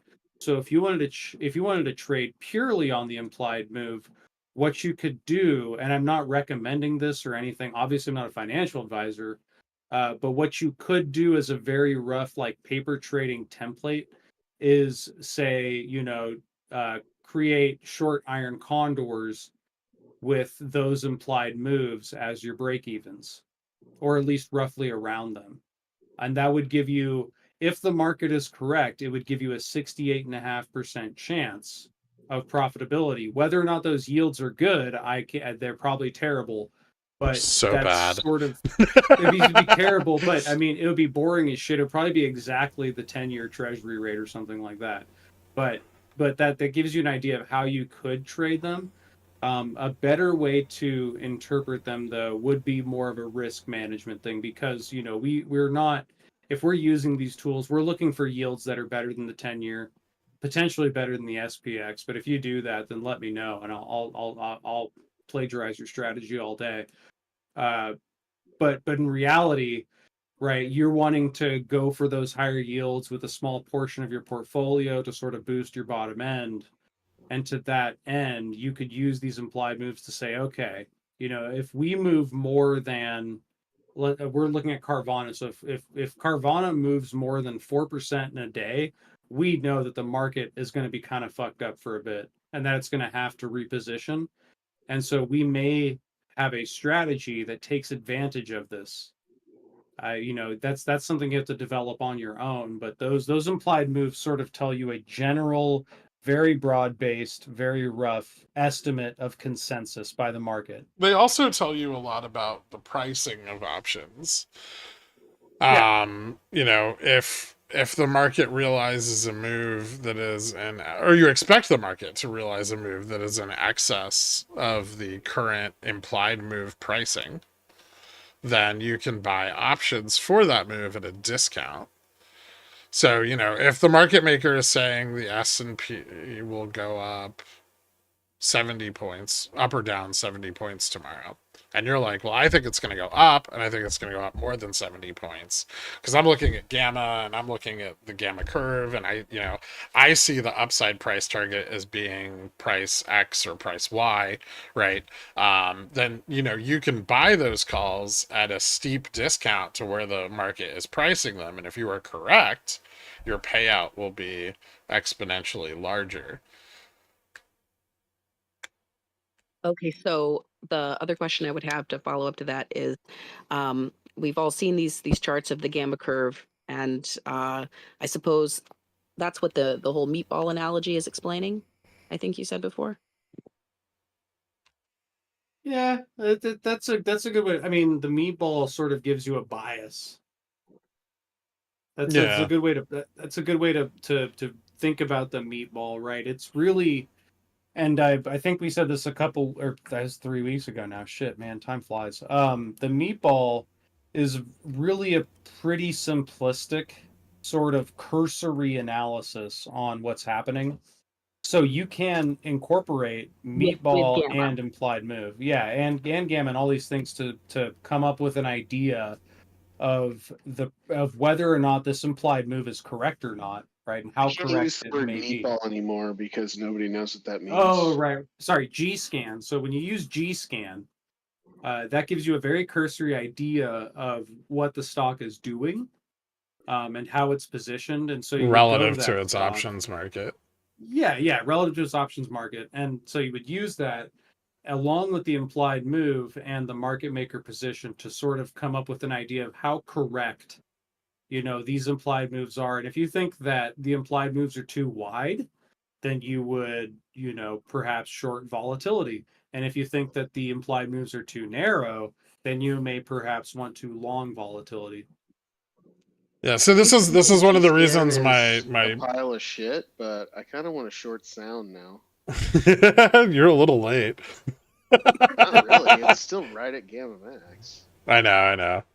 It's got a little support like right here, but if it keeps tumbling, it's gonna get wrecked. Yeah, another thing to point out is like you guys are all really familiar with the straddle strategy, right? Overnight straddles on SPX and low vol environments, and that's because the expected move that the market maker is pricing in is lower than what is generally the realized move in the intraday period, because volatility is so oversold that the straddles are extraordinarily cheap relative to the price action that they can see. And even though realized vol is being crushed during that period, the highs and the lows of the intraday are outside of the implied move. And so you can make a lot of money buying straddles in those environments because, well, they're just so cheap relative to the intraday price action. Even if the end of day price closes flat, which would keep realized vol down and keep IV down, the intraday moves can be far larger. Guys, I'm looking at Palantir. Guys, our website is really cool. Yeah. It's so fucking. Are you getting back into trading, JFresh? He I might. might have to bring my head up from underwater and dick around with this again. Well, thanks for hopping up. We got a couple more people in the queue now. Grackle. Wait, where did Thank Grackle go? No problem. Never mind. Grackle, raise your hand, bro. I see you Yeah, backing off. But bro. get in here, dude. Or girl, I don't know what the hell. Just raise your hand. Yeah. Come on, Grackle. Yeah, Nimrod, I didn't mean to veer everybody There we off. go. I started fangirling over my own product for a second. Thank you, Nimrod's daughter. Yeah, you're totally allowed to fangirl yourself. It's allowed. Hey, Grackle. Hey, I was gonna ask more about the meatball, but I'm having some technical difficulties with my video here, so I don't know what charts and shit you guys been showing while Nimrod's daughter was talking. So I don't know if you went over it, but I was basically gonna ask about the the meatball indicator that you have been showing on Fridays for like the 0 DTE stuff. And I know I've asked about it on stream, and you've explained it before, but it's a very interesting aspect to me. So that's kind of what I was looking at. Yeah, Jay. So we all banged our heads together a bunch trying to iterate something that would resemble a scanner that could give some information as to what stocks are positioned interestingly relative to their options chain. That doesn't necessarily mean anything's going to actually happen with them, but it does mean that they're kind of at various extremes or moving into new ranges where price action would change drastically. JFresh, do you want to? Because I kind of feel like I got to give this one to you because you're all horny It's his right now brainchild. about He your. should talk about it. Yeah. Well, yeah,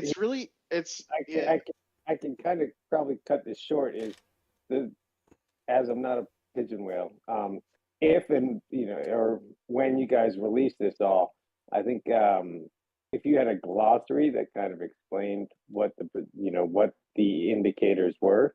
yeah, I'm working on extensive full documentation. Yeah. I've been establishing my own glossary as I venture into trading, and it's amazing how helpful it is to just write shit down. So, but thank you. Yeah, Yeah. part of the documentation. Thanks for coming up will and have a asking, full man. glossary. So hopefully the idea will be like even in an explanation of a page, if there's a word that like most people assume like everybody should know, or maybe somebody in here is still is afraid that they might ask a question that's too stupid, which is they're the only stupid question. I used to tell people that there is no such thing as a stupid question, and usually if you have the question, somebody else will have it too. But I've subtly amended that to be the only stupid question is the question you ask more than once. Because it means you weren't paying it. Well, okay. So it either means you weren't paying attention or you didn't understand when you got an answer and didn't say, I don't understand. Can you explain it a different way? So anyway, I take the approach that no question is too stupid to be asked at least once. So like I fully intend, like if I'm writing something and I say, even if there's something like call, a call is in the description, there'll be like a tooltip that tells you what a call is. And if you really want to, you can click on it and it'll go to something that gives you more detail about how a call works. Now, obviously most people will just skip past it, but um, if you need that level of granularity, it will eventually be there. So hopefully you guys will like that. Just gonna hyperlink every word of every sentence. Yeah, every I don't know word. what "the" Like, means. What's if you "the"? if you don't know what an article is in the English language, we're gonna have you covered. We're gonna have the entire dictionary in there along with an extra dictionary. All right, so we got a couple more speakers. Grackle, thank you so much, man. Cobra raised their hand, but then they put it back down, and I just want to call Cobra a bitch really quick. Cobra, you're a bitch. Yeah, that's accurate. Yeah. All right, let's continue. All right. I Well, think we got Echo was next, or was yeah, Windmill next? yeah, Echo and Windmill, but I'm gonna get Twat Waffle up here first because Okay. I know Yeah, Echo and Windmill will newcomers. leave their hands up. Yeah, perfect. Where you at, Twaffle Waffle? Where'd you go? I invited him. I think you invited them and they accidentally left the chat. There they go. Am I here? What's up, You're Twat here. Waffle? What's up? Hey, sorry. It's all good. The biggest question I have is like with a meatball indicator, what's your favorite one that's like somewhat degenerate? Which one's your most conservative? Like if you like, I don't know the difference between bullish consolidation, trend. Okay, yeah, and we might need to. I mean, Garrick's been saying we need to rework this. We might need to like create some visual. We've been talking about creating some visual cues about what this means. But I mean, essentially, all this is doing is breaking down all moves in the market to like 8 basic ideas. Either it can go up or down, right? So bull or bear. And those up movements can be broken up into either up or down can be broken into 4 basic movements. Either it can be going up and turn around hard. That's a bullish reversal.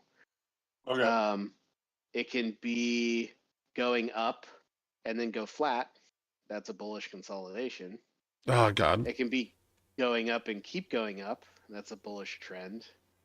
Or it can be flat and then break up, and that's a bullish breakout. And you can have the exact same for puts, and so or for the bear side. And so those are the 8 shapes that you can have. And so then you think about like, okay, well, how do I want to play those? And each one of those shapes is ranked based on how much potential range it probably has based on the options chain. So if you look at like the top ones, like this bearish breakout, if you go to sound, SOUN, yeah, he's drawing the words. So if you go to SOUN, it's showing that, oh, hey, it was, it was flattish and then it started dropping really hard. But the reason that it's ranked so high, one, it's a really big move, but also two, it's telling you, hey, it still has a lot of range to go potentially. And if you look at the sound chart, you see, oh, hey, look, it's still right at gamma max, right? Which tells you that it could potentially have a long way to continue moving. And so that's kind of what this system was meant to do, is to try to look at what are the stocks that are moving the most, that are doing something interesting, that also have a lot of range to continue doing that thing. Does that make any sense, or was that just really confusing? I haven't quite tuned how I talk about this thing yet. It make I it makes honestly, it huh? makes complete sense. I just want to go backwards and, and write all that down. Okay. Well, I know we're recording this, so hopefully you can do that.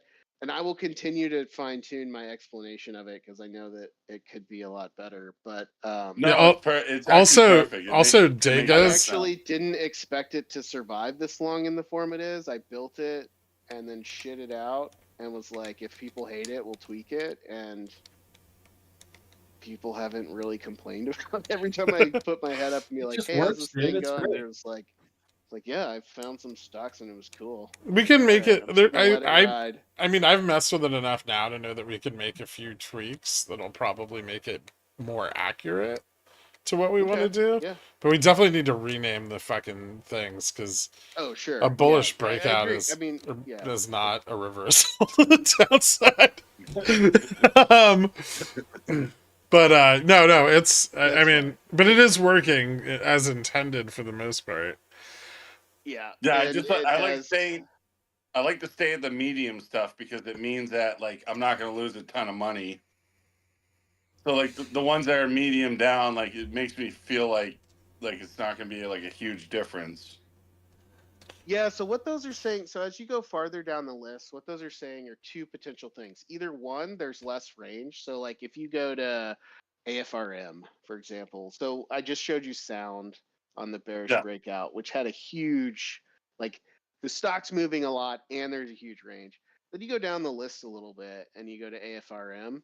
That one's also going down, but maybe there's a little less range, right? Because you can see it's farther down below Gamma Max. So number one, the volatility is lower, and Yeah. number two, or at least the historical volatility is lower, and number two, it has less range. Whether that's a better thing to play or not, I don't know. No, just for me, it just But seems like, easier to track. what you could do is now you're looking at a firm, right? And you know Yeah. it's going down. You can see that delta neutral is moved up above gamma neutral, which is generally kind of unusual. You can see that net delta is still negative, although it's been slightly climbing for a couple days. But you see that gamma is starting to fall off at a little more rapid rate. So that tells you like the near term positioning is kind of getting a little bit more bearish, but maybe there's still some long term positioning at spot that hasn't quite collapsed yet. So like just looking at this, I would say right now near the money, there's probably a big pile of delta. And it's kind of starting to fall through the last vestiges of the positive gamma. And so you can like go here to this chart, right? And you can kind of see that it is starting to fall into negative gamma more deeply, right? It is kind of at a big support. Not a lot of delta though. Well, yeah, up here at like 65, but the delta doesn't really start falling off hard until like 55 and under. Um, but you've got a pretty clear path of negative delta down to like 57, and then a little bit more negative delta at like 55, 54, and then you compare that with your gamma you can compare the also gamma with He the meant delta. delta. No, Yeah. he meant gamma. Now he's going delta. And you you look can at the also pull delta, up like your a bunch more delta is going to fall off at 55, which can then accelerate the downside move even more. And so then that's where, you can really start to structure the price action that you're seeing on like that you're finding because of G-Scan, and try to start building a play around it. yeah, and then you can click on some of these delta bars, and you can see where the OI is. You might need to do. Oh wait, which one are you? Is this? Hold on. Is it broken? It Oh no, might, it's yeah. not. Hold on. It might be. Do display gross. I think you have to display gross to get it to work. Oh yeah. Yeah. So Yeah, go to so, delta and click on some of the bigger bars. You can see that yeah, there's some farther dated stuff, but a lot of these big delta strikes are expiring on the 17th. So there could be a potential for that delta to fall off and then the stock to just plummet once that supportive delta disappears. Yeah. Yeah, I don't hate the idea of using Meatball and going to the middle of the road because yeah, the stuff that's at the top, a lot of times it is some sort of weird, edge case that may or may not play out. It is way riskier. But stuff that's more towards the bottom is definitely going to be more of your run of the mill. This thing's just kind of moving down or moving Yeah, up. there's also going to be more noise in the signal. So you have to take some of that. Like at some point, I mean, that's one reason why these lists aren't super long because there's just a lot of stocks at any given day that aren't doing a whole lot. So you start to very quickly run into just boring noise. And then you run risk of trying to interpret noise as a signal and you might burn yourself that way. So you don't want to go too far down. But yeah, middle of the road might not be terrible. And right now it seems like a lot of things are moving. Like even the bottom WMG, I have no idea what this is. Yeah, if I were to like pull this up, I would be like maybe a straddle, right? Because um if you were to like think about straddling this, gamma picks up really fast to the upside. So if things reverse and it gets bullish, the upside move is pretty big, up to like 70-ish, right? And then, if it continues down over this little hump, and that breaks down, or the expiration causes the gamma curve to shift like that, as all of this positive delta that's a bit supportive here falls off, then the stock can start to continue to slip down to those lower prices and towards the flip point. Yeah, I mean, from my standpoint, it just seems like the stuff at the bottom has less volatility, and the contracts aren't like crazy expensive. So, if I want to sit there and watch it all day, like the ones on the top make sense. But yeah, those are going to be more exciting to trade probably, but yeah, there's probably a lot of opportunities. There's probably a lot of opportunities that are cheaper to be found in the ones that are lower on the list, because that lower IV doesn't necessarily mean they're not going to move in the future, but it does mean their options are going to be cheaper. Right. Yeah. No, I appreciate it. Thanks, guys. No problem, dude. Thanks for No hopping problem, on. bud. Yeah, I love talking about that indicator because honestly, I did not expect it to work as well as it does. It works great. really well. Yeah, no, it's an excellent tool. Nuke's been trading the shit out of that. Yeah, he's been doing okay. Yeah, he's been doing pretty good. Yeah, I've weirdly been staying away from the stuff on the top. Like everything that I've traded, I see on the top. I'm like, all right, I'm gonna slow this down a little bit because it seems to move back and forth a little too quick for me. But yeah, I mean, Nuke just goes, "What's at the top of the list?" Full port. Everyone in the chat is No just like, stops. wait, Let's this guy go. is actually has like risk tolerance. What is that? What's happening? I thought you just pick something and that you can afford, and you just see what happens, and you hold it until it's worthless, and then complain. Yeah, no, I don't complain at all. I try to stay away from the complaining. I'm just one of those guys who've been trying to. We do have is the survey still live or no? Did we close it? I think it's still I don't live. know. I think it's still in people's inboxes. Yeah, I think we sent emails. Oh yeah, I forgot to Maybe shame why they didn't people. see it. If you're a pigeon whale or former pigeon whale and in the beta, fill out the survey. Dude, just do it. Yeah, come on. Just like Nike. It takes like 5 minutes. All right, chill out. I started writing all of the documentation for this website because of that survey, and we don't even have that many responses. I think we're when we last reviewed it, it was like 12%. We had maybe 15% of respondents. It was like 15 or 16. Yeah, no, we honestly like. So, you might not have gotten it, Nitu, but we can shoot it to you too. Yeah, let us know if you didn't get it. I'll give you a little advice on surveys. They don't help with your business. I know. I started off with one, and when I bought my business, and it does not help you whatsoever. Well, I just assume it's like statistics, right? 68.5% of the people answering the survey are probably dumb, but that other, 32.5%, they're probably slightly normal, and we go from there. This is a weird conversation. I'll keep it short, but I bought a gym and I sent out surveys to all the members, and the only thing I got constructively was there was an 80-year-old guy that used to shave his balls in a sink, and they wanted me to kick him out of the gym. So So you gave him a free membership for life? I gave him a warning, and I kicked him out the second day for shaving his nuts in the sink. So I mean, they work, but I don't know how productive that is to owning a gym.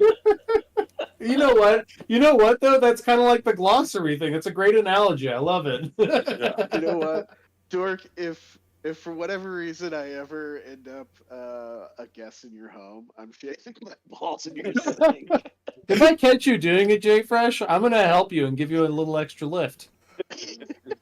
Just help him stretch out the scrotal sack so he doesn't nick himself. Yeah, I'll be your Batwing buddy, bro. We're good. Thanks, Oh, Ken, goodness. for okay. Hot waffle I ice cream. invited Cobra up, but he's still I being a appreciate little. He's still being a little bitch. Well, because he knows we're just gonna talk shit about him, dude. Yeah. He's a little fucker. I mean, that's the thing is he's not even in. He doesn't even have the product. Like, why are we even letting him out? I don't get it. All right, fine. I'll. It has been 2 hours. It has been. How in the bleep do I follow that? Jeez. Start off by talking know, about man. your balls. Just talk Oh, about right. That's Oh, that's the best way to pretty transition in. straightforward. So speaking of the Your balls. delta falling off at 117 for SMR, it's like there's a huge peener on the 117. That's a strike. technical term for a big green dong. Right at the 12.5. And if you click on delta on the Greeks by strike, it like dwarfs everything else on the page. What happens when that goes away on the 17th This? For what? For SMR? I don't know. for SMR? What's the charm look like? That's a good question. Okay.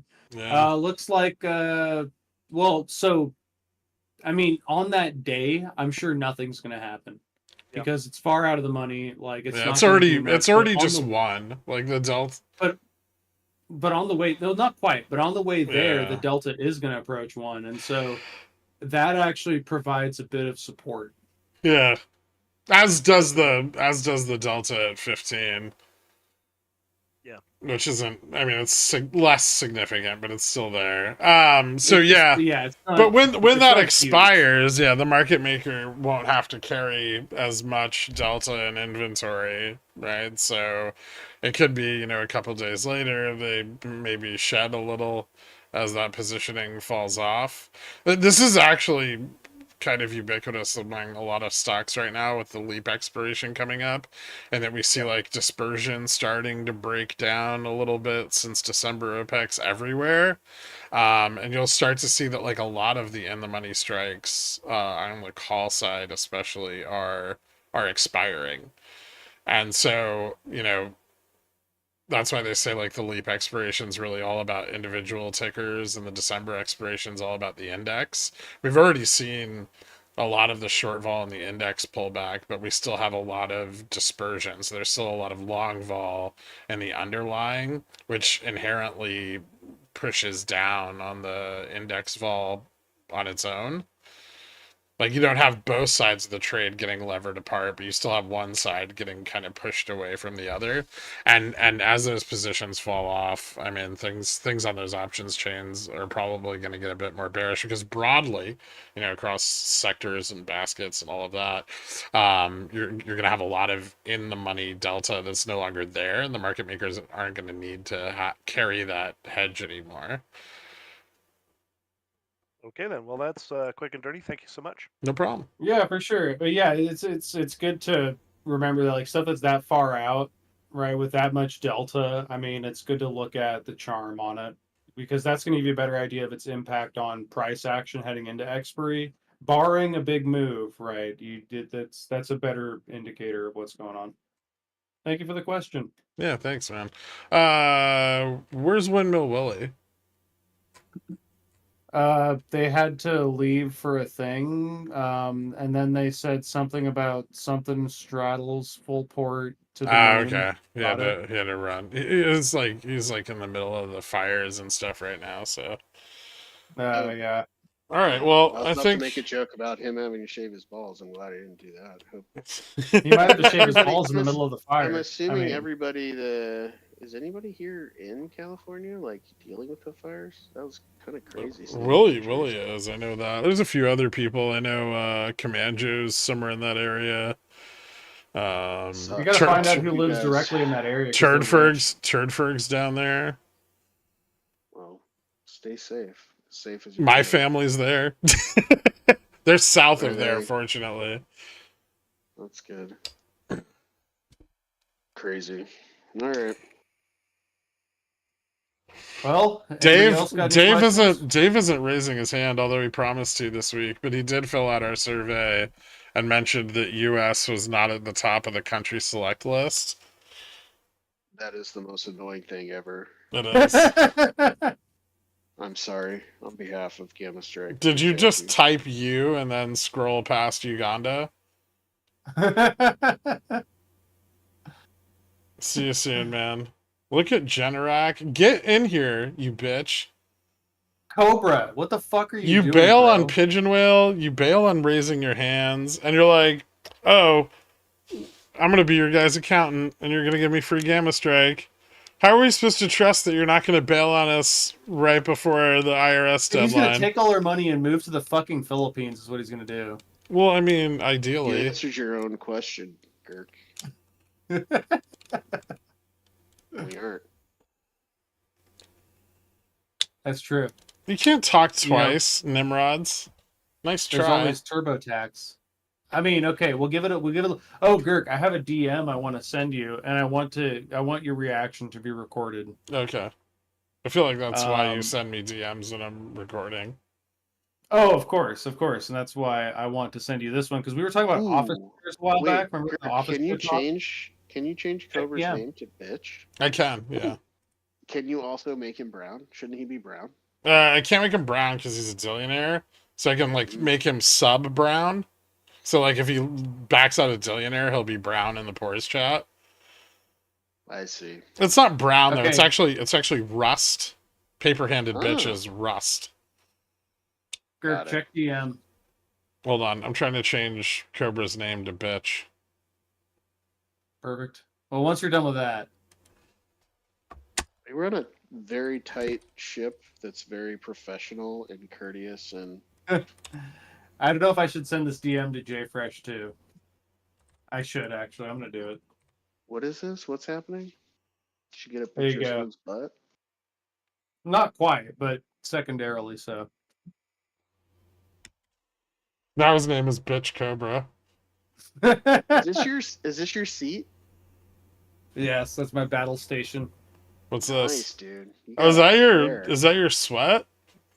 No, that's his nutsack impression. That's my ass print, bro. Dude, you gotta stop sitting on your right testicle so hard when you're coding. Fuck, I guess I'll give you like 0.01 bip for that. Love it. Can we just buy you a Fuck new it, chair, man? That's really grossing me out. I can see your dandruff on it. I'm gonna share it on the stream here so everyone can see the details.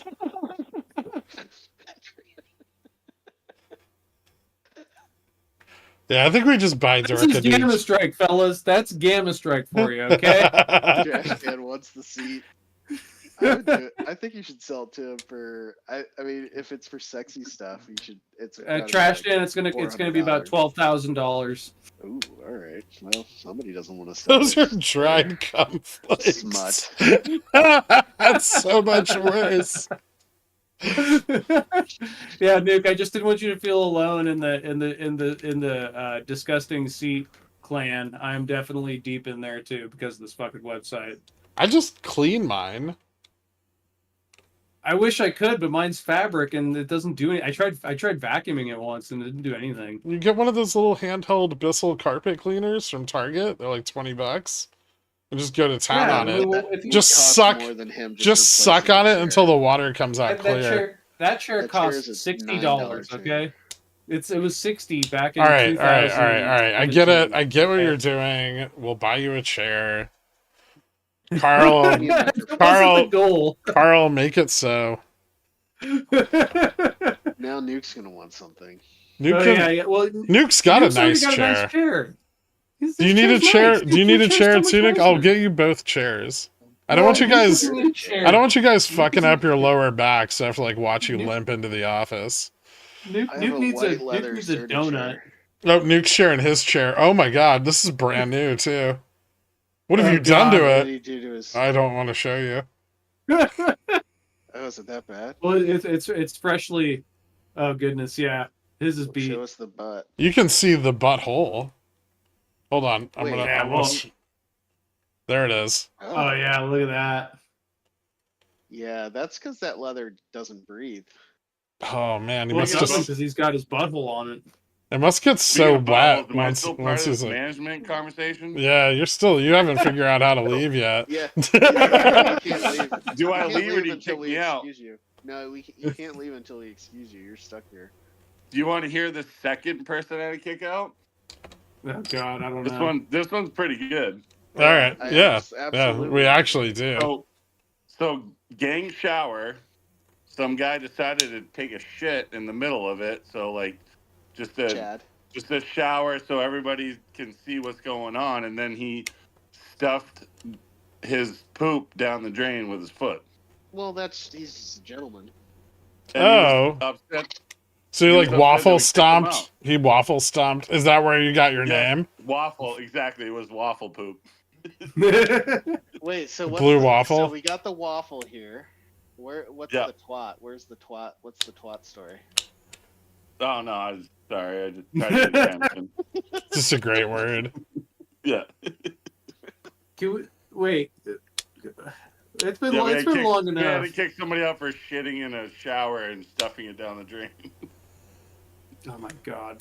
After Yeah. showing I Nuke's don't want to chair, own a gym anymore. Pickle Morty said, "I'll be honest, this is the shit I pay for." Okay. Okay, you know what? No one's raised their hand in a while. I mean, Nimrod's daughter, do you actually have a question, or are you just coming on here to talk shit? You know, Either Duke way. of Waffles makes a really good point. Why does no one raise their hands? Proceeds to talk about testicle impressions on chairs. We can have Nimrod's daughter back on. She probably had an actual question. All right, fine. She's just rolling in the attention, though. That's fine. If she has an actual question, Look who at the cares? chat. No one has actual questions at this point. They're posting Hold on. old men shaving their balls. Hold on. I know exactly what I have to do.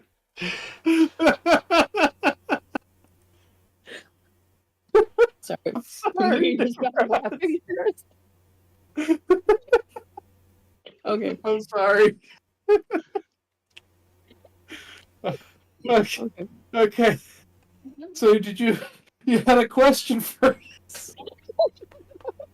That guy's so ripped. Why does he have... Oh my god, he's lost a leg and knob?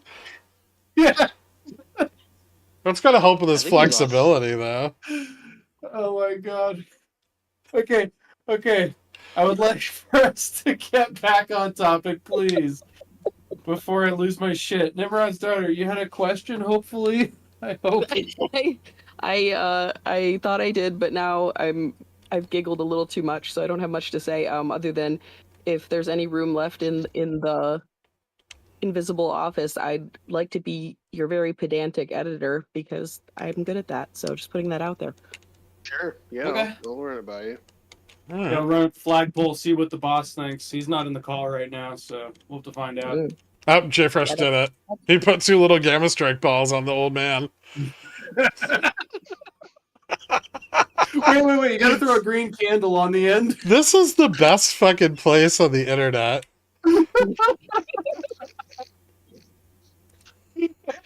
Ooh, we got another dev chair to pop open. Ew. Dev chair number 3. Let's take a look at this one. I'm gonna scroll down really slow. Oh Whose god. chair is this? It looks like it has No. a sad face. This is MRR. Different colors. Oh no. man, look at the edge. This is leather. Oh, isn't There's no. more vinyl on your ass than is left on this chair. This is how we get microplastics in our balls, guys. Chair, but it's like nice. Yeah, mine is too. I mean, doesn't anybody have one of those nice mesh chairs that doesn't hold any disgusting? Well, you saw mine. Mine was one of those nice mesh chairs for the first year. That's my ass cheeks got a hold of it. the solid No, padding that you saw under Nuke's. That what? Well, it was until Dork filled it up. No, like completely see through, like the really nice low back support chair. I'm forgetting the name of the brand. Jeez, you Yeah, think I know I'm what you're some sort of talking rich about. fuck? I'm not fucking rolling in money here. I bought mine for $100 or $60, whatever it that's your was. problem. Your back is priceless. I mean, what are you thinking? Well, no, my back does have a I could- price. I It's could put under a- $150. I could put a price on Dork's back. Ew. Yeah, it's $150. That's what it is. Ew. God Oh. damn it, Wirt. Hey, Word's got a great suggestion. That'll keep you guys productive too. Can we talk about the live data launch? Where did you pull that out from? I have no idea. It looks like a handicap walker. No, it does. That's I'm like, what the? Where did this come Why does from? the chair have balls? Oh my god, that's disgusting. I'm sorry, never mind. We do. No, I could not get back on What is topic. that? What could you even say that's for? It's Walker really handles for so relaxing. This is peak got the- pickle jar. It's got the walker handles so that it's covered by mesh chair. Yeah, that's the kind of chair I'm talking about. Exactly that. That's the one. I have. J-Fresh, do you have room for this in your bedroom?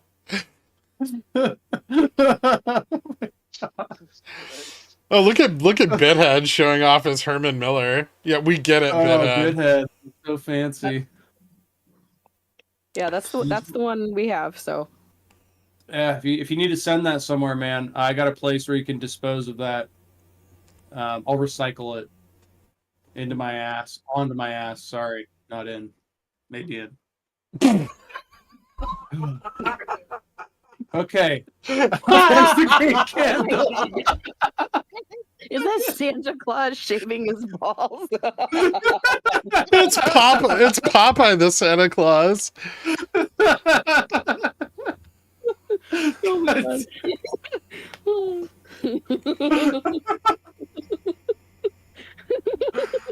Oh, fucking the Lou better be sweating now after that. Wolf of Wall This is gonna be so many stream cards. Where's the rest of his leg? He lost it in Nam. It's in a tunnel somewhere. He lost it from some What sort the of weird disorder after the fuck juicing. is this Nitu's chair? Is this your actual chair, Nitu? What the How do you fuck, sit in man? that? Well, he's an otter. Trying to remember that. He probably just lays on the bottom part. That's true. Yeah, like, because no human would ever want to sit in that thing. It's too ergonomic. What the fuck? It looks like a sex. that's like a piano. That looks more like a sex chair than the other actual sex. The one with the dildo popping out of the middle of it is less offensive. You put your knees on the chair and then you put your elbows on those little wings and then you get pegged. Oh, okay, Yeah, that makes sense. It's a pegging chair. Oh my god! All right, are there any real questions Oh my here? god, this is going on for I'm 2.5 trying to keep hours. us on topic here, guys, and it's just getting more and more degenerate. No 2.5 one's hours, that's always happening. no one's got any question. Everyone's like, it's like when little kids have stayed up too long and they get like Yep. delirious and do crazy shit. That's what's happening right now.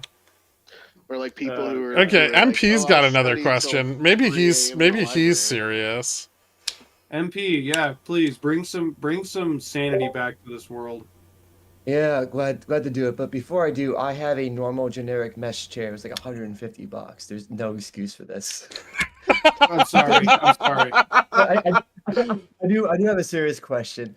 And I think for a lot of people here, it's like, okay, the tool looks really impressive, but I feel like we need to know how to use it a bit more before we spend money on it because, at least for me, I'm gonna feel compelled. Like I gotta do something to to trade to like cover the cost of it.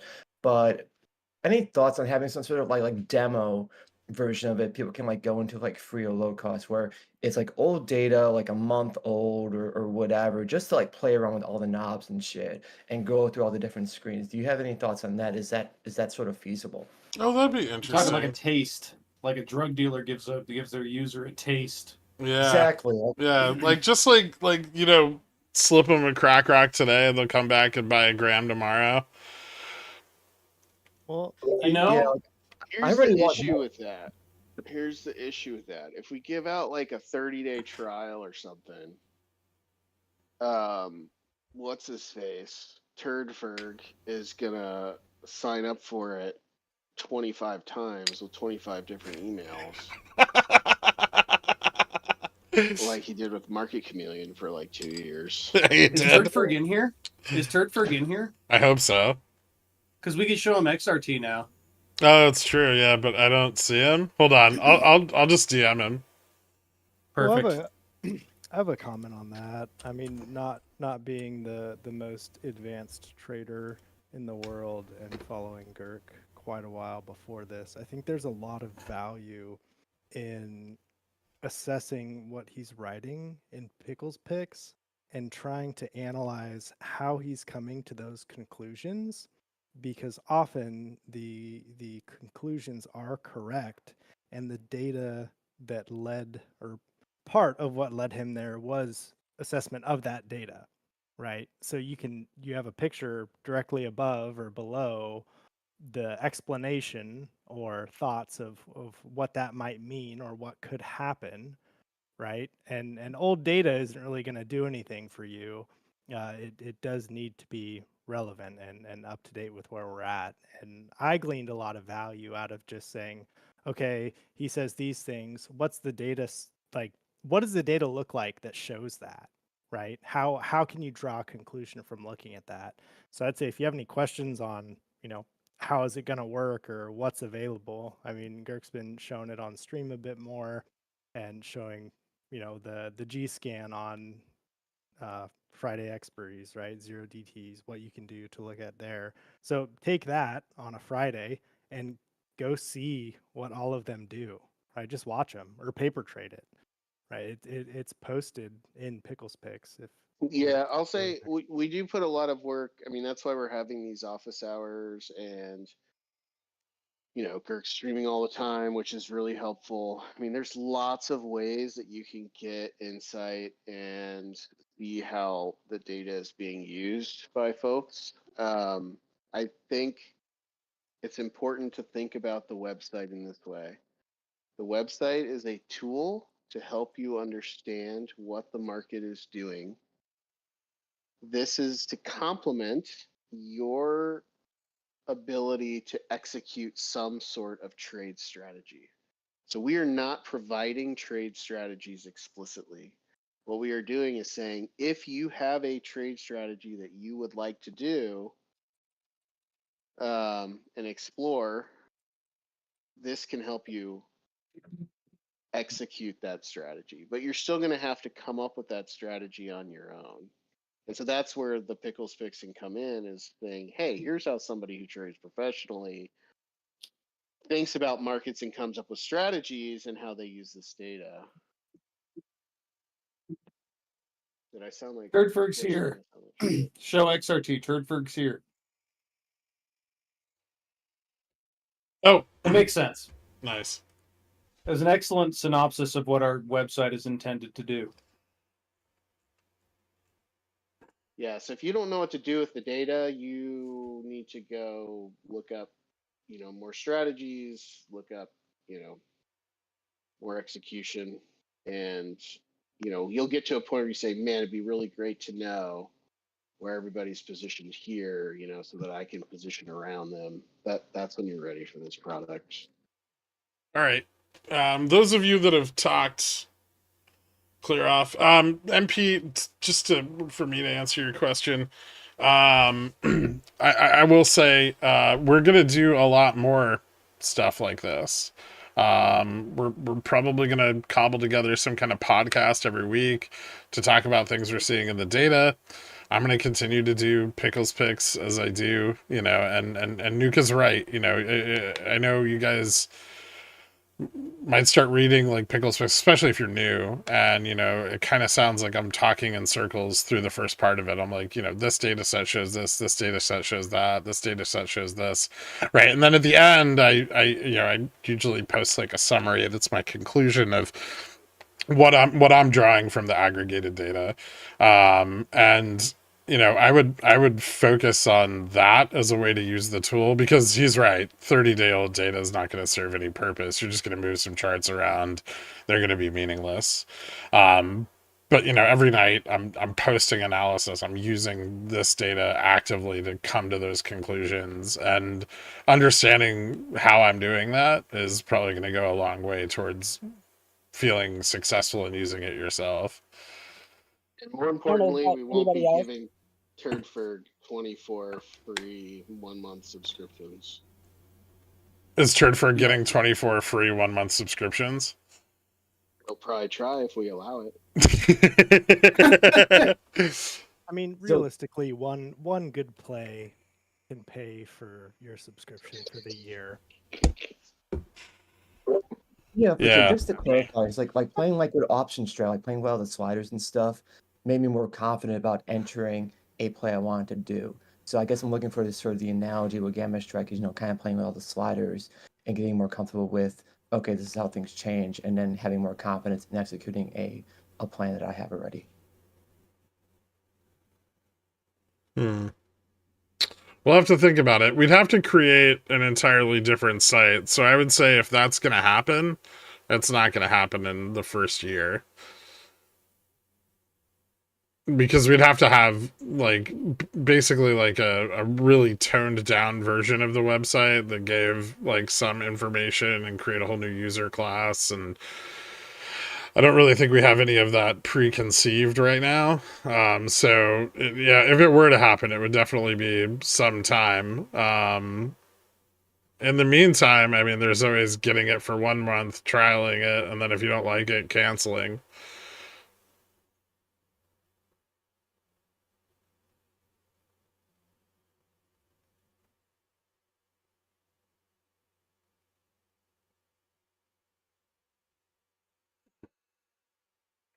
That's an awkward silence. Well, we're letting everyone clear out because we got Dense Link up here. Yep. Oh, hey, yeah, we got Yeah. someone new. I don't know how to remove people from the speaker role. Get the fuck out of here. Yeah, everyone get the fuck out. You already talked. Yeah. Please I'll remove be me. maybe a little brazen, but I'm starting to feel important.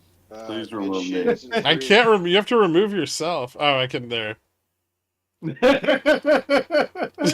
wrecked, Wall Waffle. I mean, it's Alright. a little insensitive that good shit isn't free. We're trying to build good stuff, Not free stuff. Yeah. stuff that we can give. And we literally can't give this away for free. It's costs too much money to make it. It costs too much, like my life, dude. Like, god damn it. Well, yeah. Yeah, but that's like not the- worth a it's lot. just- Like, but even just the computational infrastructure to serve it, right? I mean, if we're gonna scale, we'd love to start scaling to like more live tickers and things, and as our competition tries to catch up and we want to stay ahead, I mean, our computation is just going to go up, and thankfully we built it to scale well, and I think we'll be able to outcompete them. But yeah, this stuff isn't cheap, which is why people don't really offer it. We're trying to do it cheaper than anybody else. Yep. Dense Link, what you got for us, bud? yeah, go ahead, talk. Say words. My house just burned down, Torque. You're a monster. You fucking wrecked, turd. Yeah.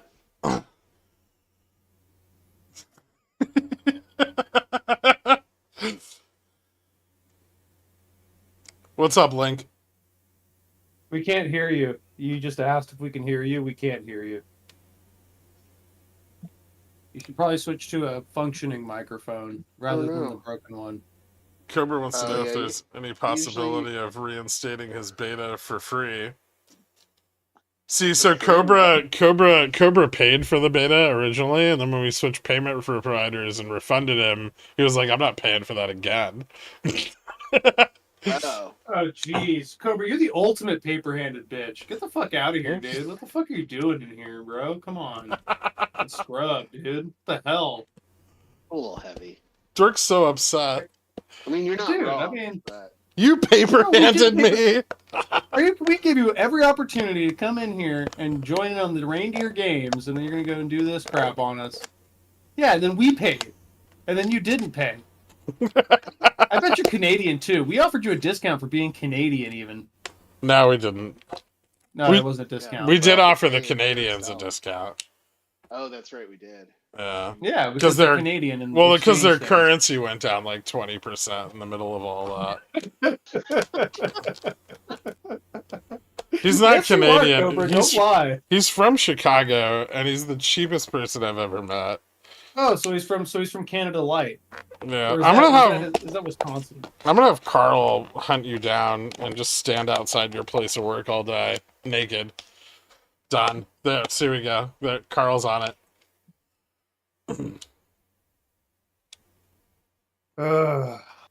I'm glad we didn't. I'm glad they didn't ever come up. That's good, because if they were going to get on this platform, they were going to be. I assume DenseLink's Real mic's shitty. gonna start working at some point here. You gotta hope so. They just deafen themselves, so you know they're really doing the technical things. When live data, I don't know. You tell me. Yeah, when are we giving that to people? you know, fix up formatting, and then it's go time. Oh, okay. So I'll throw Malort bottles at him. He'll drink them. Just got to get a couple divs going, and then we're good. I hated Yeah. that a lot. Divs? Yeah.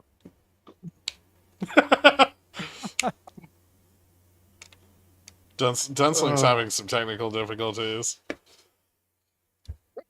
Well, you could just type your question in here. We'll answer it. You're good.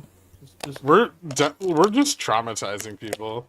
Okay, so densely question is, how do we tell how much of an equity is influenced by the option chain?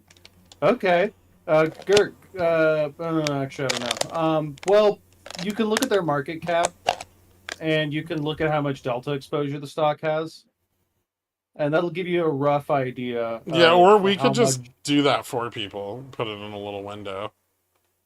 We could, but that's a lot of data. We could do No, it's that. not. We're already kind of doing it a little bit on the options macro page. So we show delta versus market cap, like total delta on the chain versus market cap. Another way that you can really easily do it, well, actually, probably a better way to answer the question of how much does this influence an options chain for a given ticker. The easiest way to do it, and everybody can do it pretty easily. Well, maybe not. Look at the volume on the stock and look at the volume of options traded for every contract, and then multiply that volume by the delta of the contract and add them all up. This is already sounding harder than most people can do. But if you could export like all of it from Yahoo Finance or something, you could just add up volume times delta, and then Okay, I'm gonna nip these awful. We'll just do it. We'll figure it out. Yeah. We'll just give you guys delta as a percent of market cap, and then you'll understand and we'll put a fucking red green gradient on it. We'll give you two things. We'll talk about it. Oh. Thanks, Jay Fresh. Thanks for giving me more work. Love it. That's what this is. You were the one who was saying you wanted a job with a lot of work, so you'd always be employed. Well, yeah, I would like a job with a fucking paycheck. Shh. That's not what this is. Yeah, it's never been God that. damn it. This is the ultimate financial game. I'll give you a paycheck after I get my 50 grand back from intraday live data, the first iteration. Oh god, dude! Honestly, that was good. Though. It was good. It worked good for what it was, dude. It was It pretty did. good. It did. It was pretty cool. It was pretty cool. You guys Yeah. suck at naming stuff. Wait, we do? Wow. Well, you don't like the name GammaStrike? Dirk's got to earn the new chair. That's awkward. I mean, I probably should, but I feel like I have. Maybe Options macro? You don't like that? What should we call it? No macro. that's options macro, and that's what. Do you want it us to is. call I it mean, global options? It's call not, it- it's just US options. aggregated know. options data analysis tool? Is that better? Gloop? Glow up? Glop? Gloop. Gloop? Gloop, Glop. Global options. Gloop. glow up, glop. Gloop. Gloop. Gloop. Gloop. Gloop. Gloop. Gloop. Gherk, you gotta stop doing Glop. pickles picks for $25 if you want people to buy GS. I'll just raise the price of pickles picks. Oh, Yeah, raised to $300. Or just start publishing pickle specs within the JS website. GS website. Ooh. Ooh, that's fancy. I already thought about that. That's Actually, that's been on my radar for a while. Luke's already got the website, the webpage template all set up. He's like, all you got to do is log in right here and just type it in. It'll just publish it. Yeah, have you guys heard of WordPress? Fuck yeah, bro. I don't like WordPress. No, it's I don't mind it. I'm not gonna do that. Relax. God, the Yeah. poor pickles get so up in arms about discussions surrounding raising the price of pickles picks. No, keep saying it, Gherk. I'm really enjoying getting a rise out of them. This is great. That's how you know it's valuable. I'm just gonna merge Pigeon Whale and Dillionaire. Perfect. Yeah, but he doesn't pay for pickles picks. Well, not with money.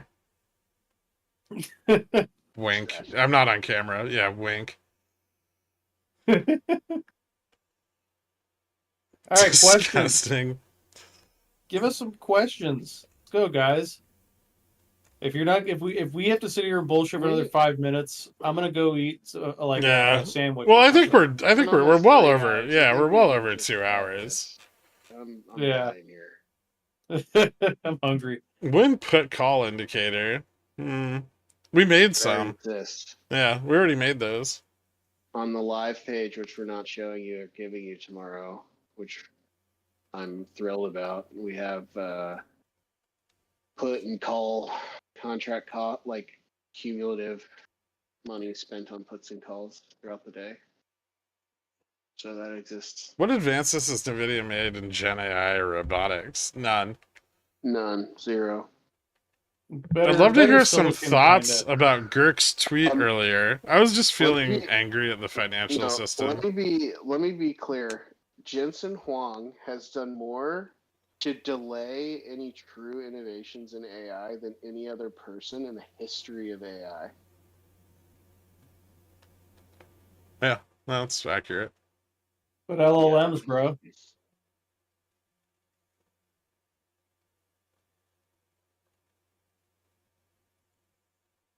We're supposed to use all of the tabs between Delta, Gamma, Vega, Charm, Speed, or is there half that's most important to focus on to make plans? I mean, Delta and Gamma are going to be your most important to you, obviously, right? Vega is going to be important.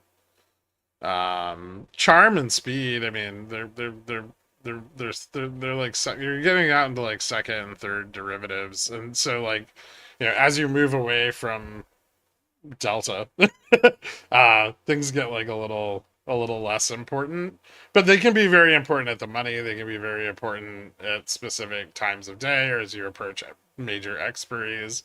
And so they're not ever unimportant, but they're less impactful than Delta and Gamma. Hertford, we have XRT. What about allowing users to create a set of chart annotations? Oh, I think I saw this earlier, but I missed it. That can be shared with other users. Traders can discuss published scenarios and projections in the community. Yeah, we're working on. We're getting some new charting software implemented, and you guys should be able to make annotations on the charts. And then alongside that, you should be able to screenshot those and share them. Hopefully, we'll get like a share feature built into the pages. So you'll just be able to click, and you'll get your image, and you can slap that into a chat and discuss. Yeah, but that social aspect he said, I mean, that's a whole fucking ball of I have no wax. idea. I mean, we're gonna have a Yeah. Discord. People can just slap shit in the Discord. Why rebuild Discord? But as far as like Yeah. annotating, yeah, we'll get something along those lines for you guys. Yeah, we just shilled out more money for that. When's so sale of hopefully GS to Schwab and Kluget into TOS? As soon as they offer me $2 billion. yeah, so never. It's not for sale. Yeah. My part's not Yeah. for sale. What industries benefit most from Nvidia's AI tools? None of them. Okay. The only person that Gen- benefits from AI tools is Nvidia. So Jen has a question, and we've kept ignoring her, sadly and unfortunately. She wants to ask about embedded tutorials. I mean, we're working on the glossary. We're gonna try to make some like quick sort of videos on using the product, that kind of stuff. In terms of embedded tutorials, I mean, that would just be like a guided, like highlight these buttons and now you have to click them to go through. I mean, that sounds kind of silly for what this is, right? It's just an open thing, but we will end up with some content that sort of, goes over. This think is the she means, thing. Here's how like, you use it. like the guide, like you go on a website, there's a lot of buttons, and it's just like it pops something up, and it tells you what a feature is, and it points to it, and Then you have to click it. I don't know if we're gonna Um, do that. Yeah, I mean, I think, I mean, at least until we scale a lot, hopefully the community can help with a lot of that, if not us. I mean, we're going to have videos, and we're always going to be using the tools so you can see how they're going to be used, and we'll have office hours, and then, if it's a common question, pop it in the Discord, and if someone will answer it. Yeah, it's. I mean, yeah, Information we'll on the kinda most searched developing our for tickers. documentation strategy. Yeah, so as again, Simo, as we progress, like I don't know if we'll do information on most searched tickers on the site.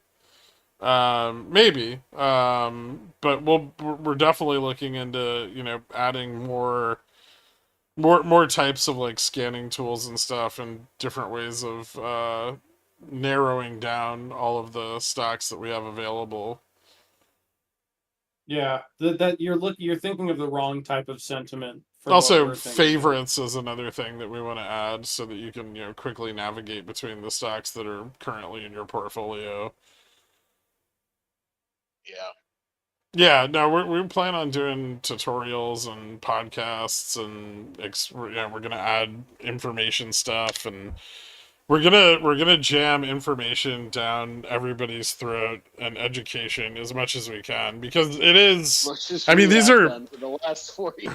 Yeah, I know. But you guys get to join me now.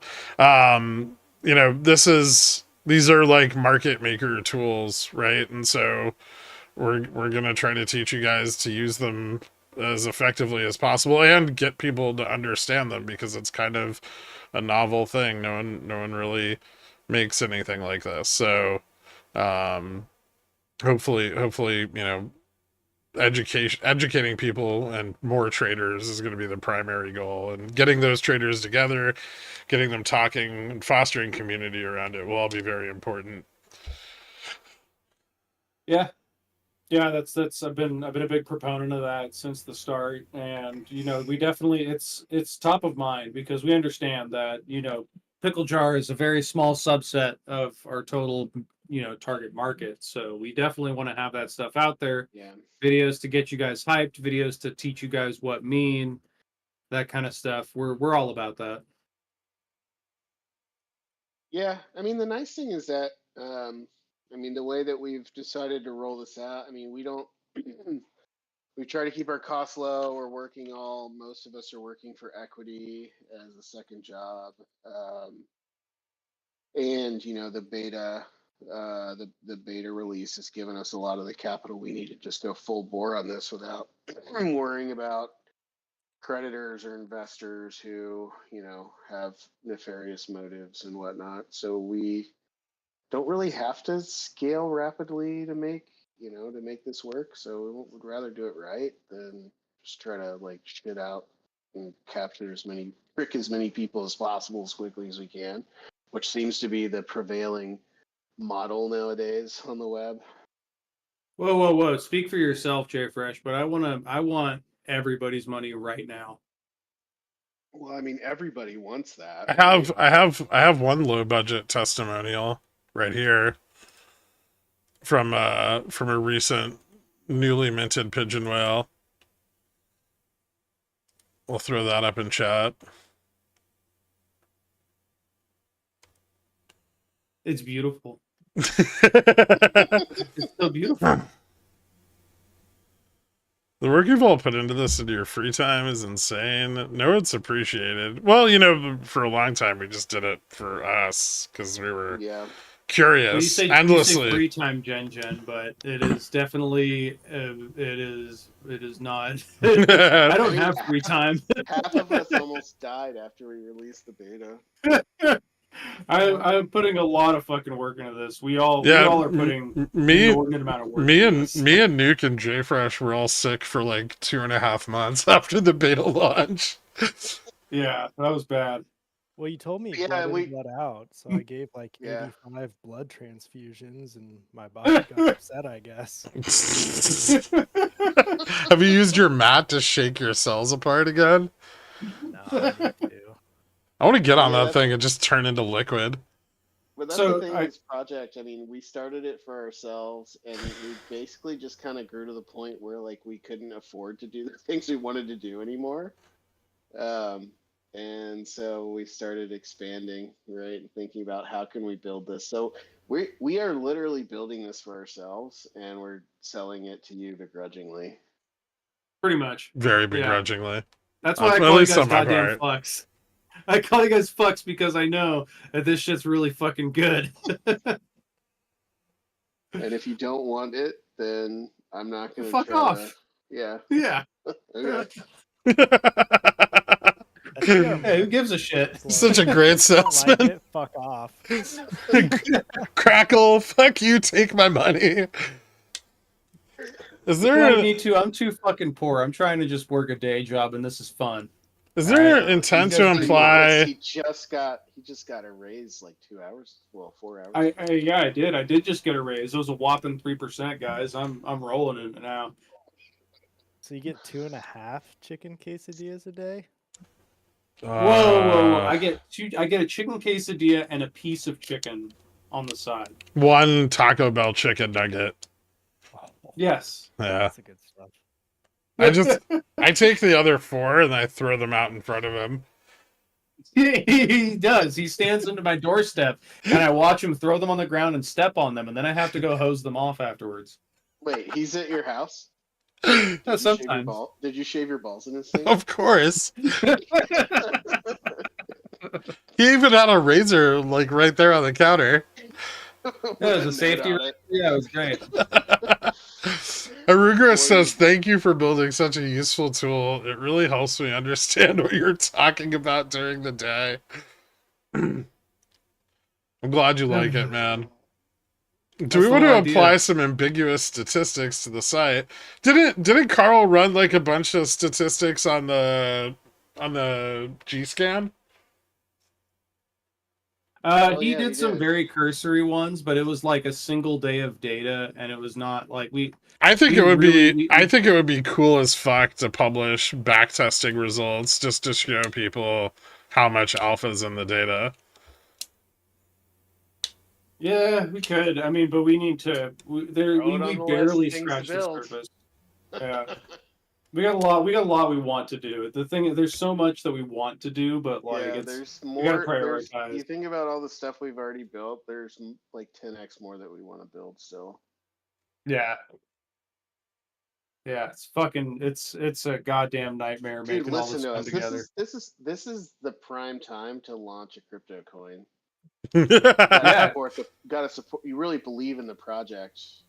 We're the future. Yeah, of GammaStrike economics, bro. DeFi options. Oh my god. Yeah. I want to decentralize options. And then Would we ever sell them. cap the number of users for GammaStrike? Oh, you know, that's actually not a bad idea, Gherk. Maybe we just auction off like user tokens or something. Call it ball coin. What do you mean? Yeah. We just so we cap the number of users for GammaStrike, have a limited number of access tokens, and then we just auction those off. And then we put them in a secondary market, so we scrape money off every transaction of the memberships. That's An actually 80% dividend on transfer or royalties. Ooh, yeah. Yeah, no, it's a $6,000 gas fee. Love it. Oh, Jesus Christ. Anyway, All right. I got to go to bed. All right. Yeah. That's 3 hours. Live data.